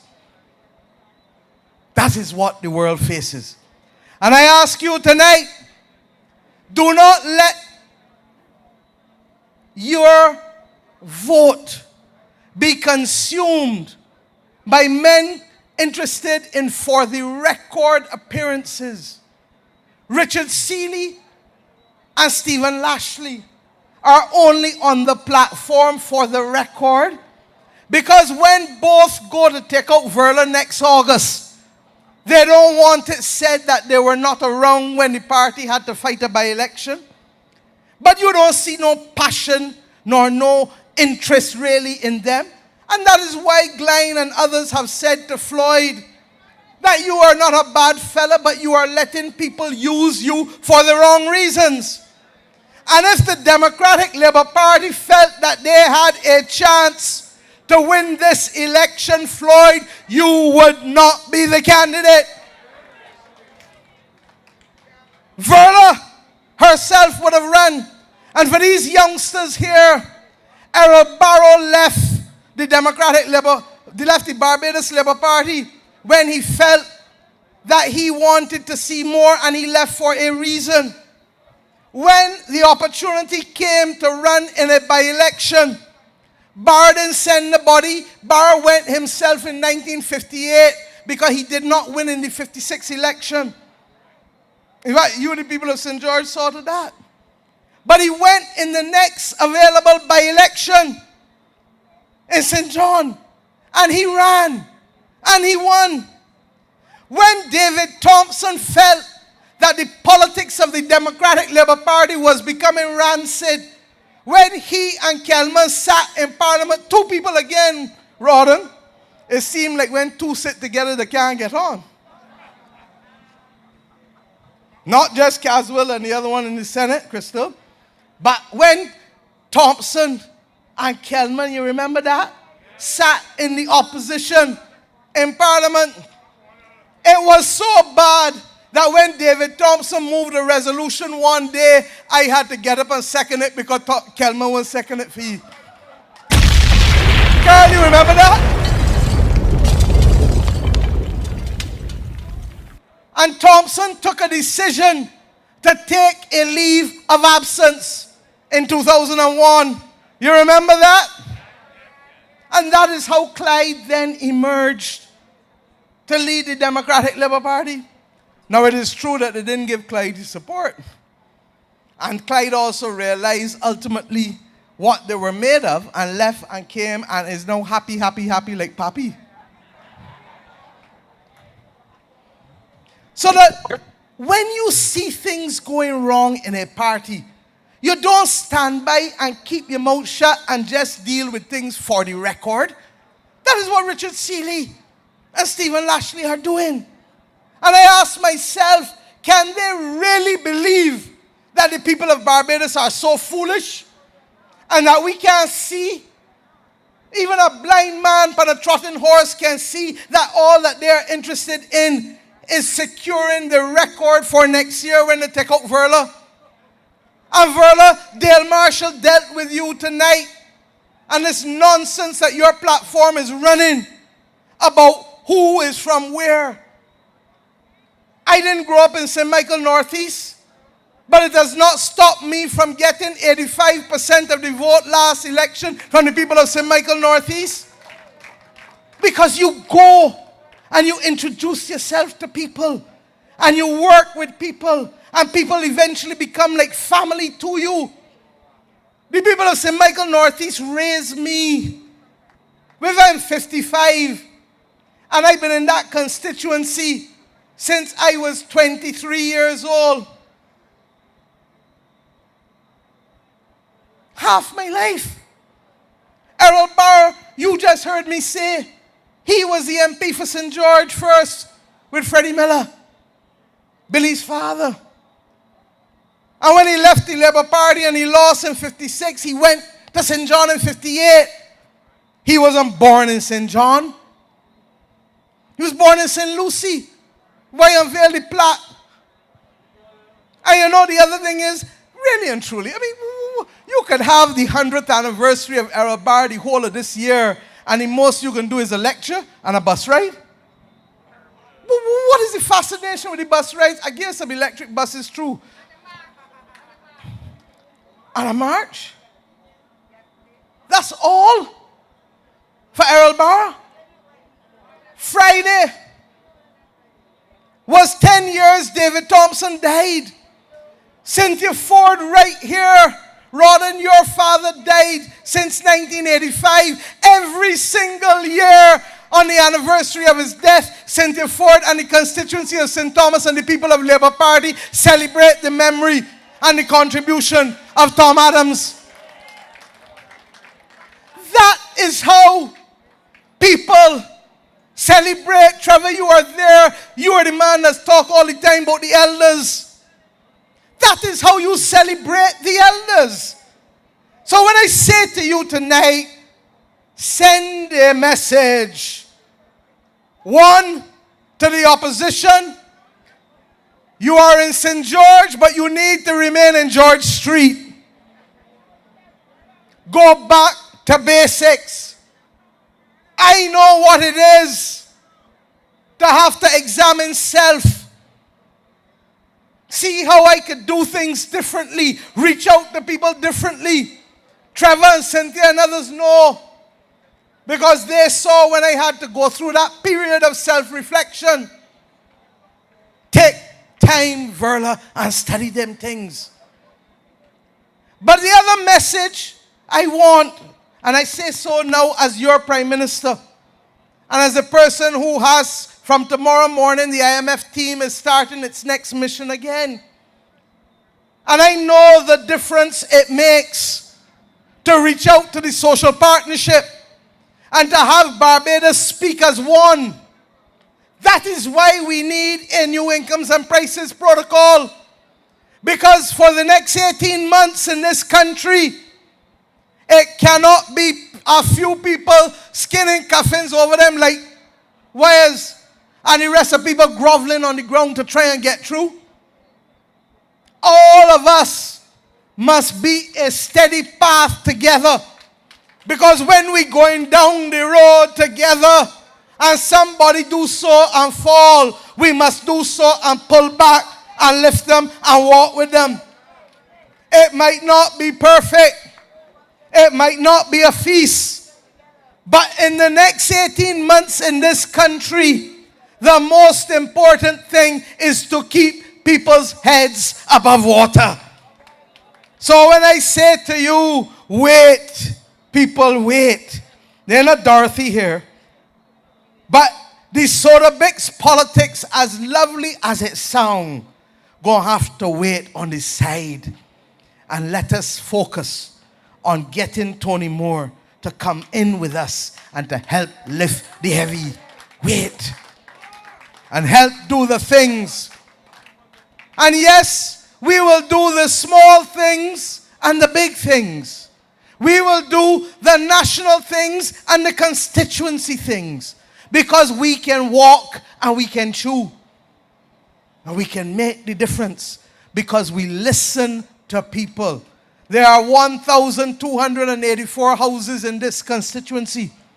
And Tony Moore has committed herself not to drive to every shop. She'll go to them. But she has committed herself to walk and knock on every door. And that is why from her you can hear the stories, the aspirations. And in her is already developing a credible voice for the rural constituencies in this country.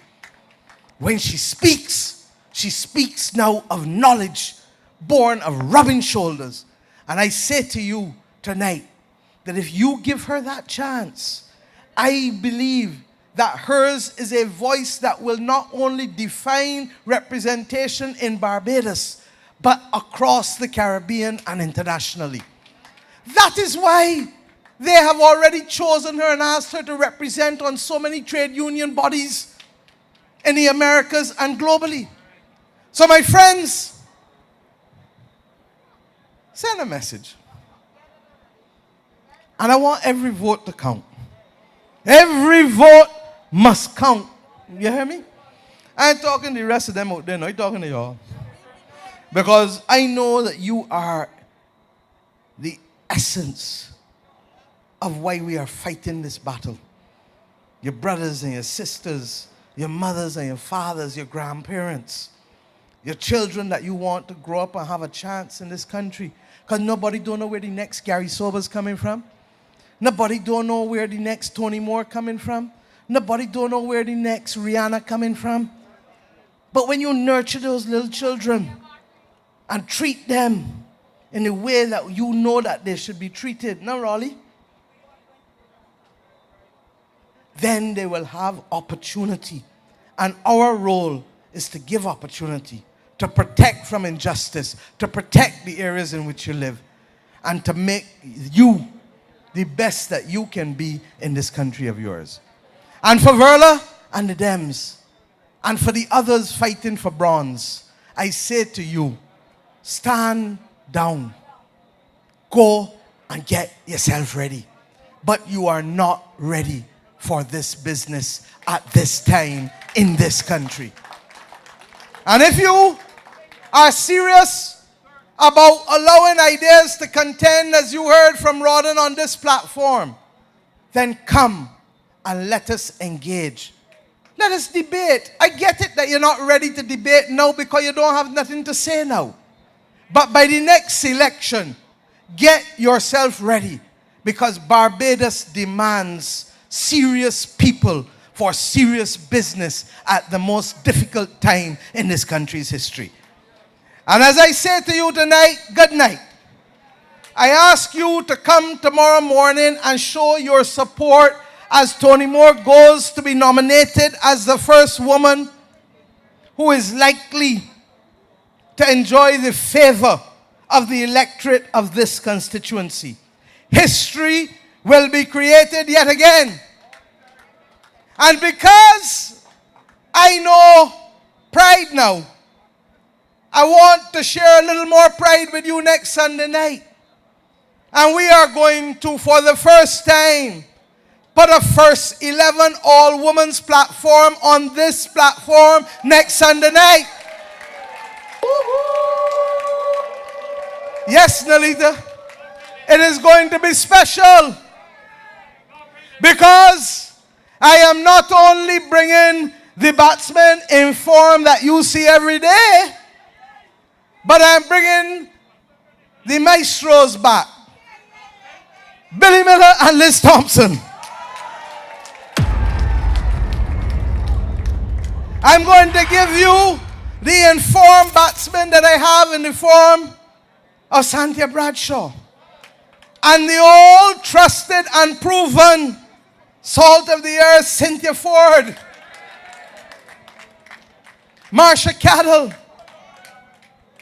Sandra Husbands, Sonia Brown,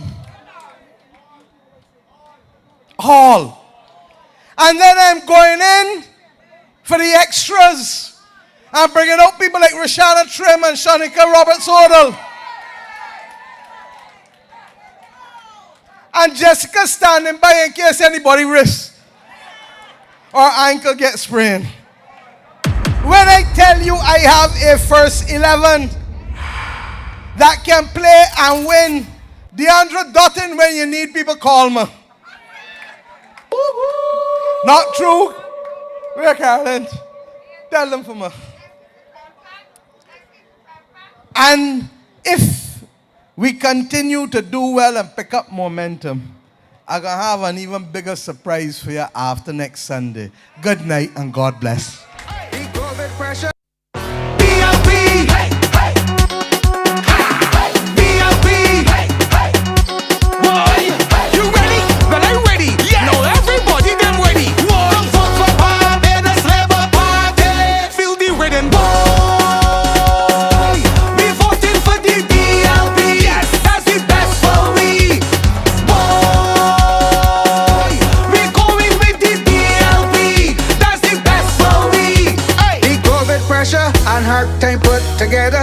that can hold me down. No.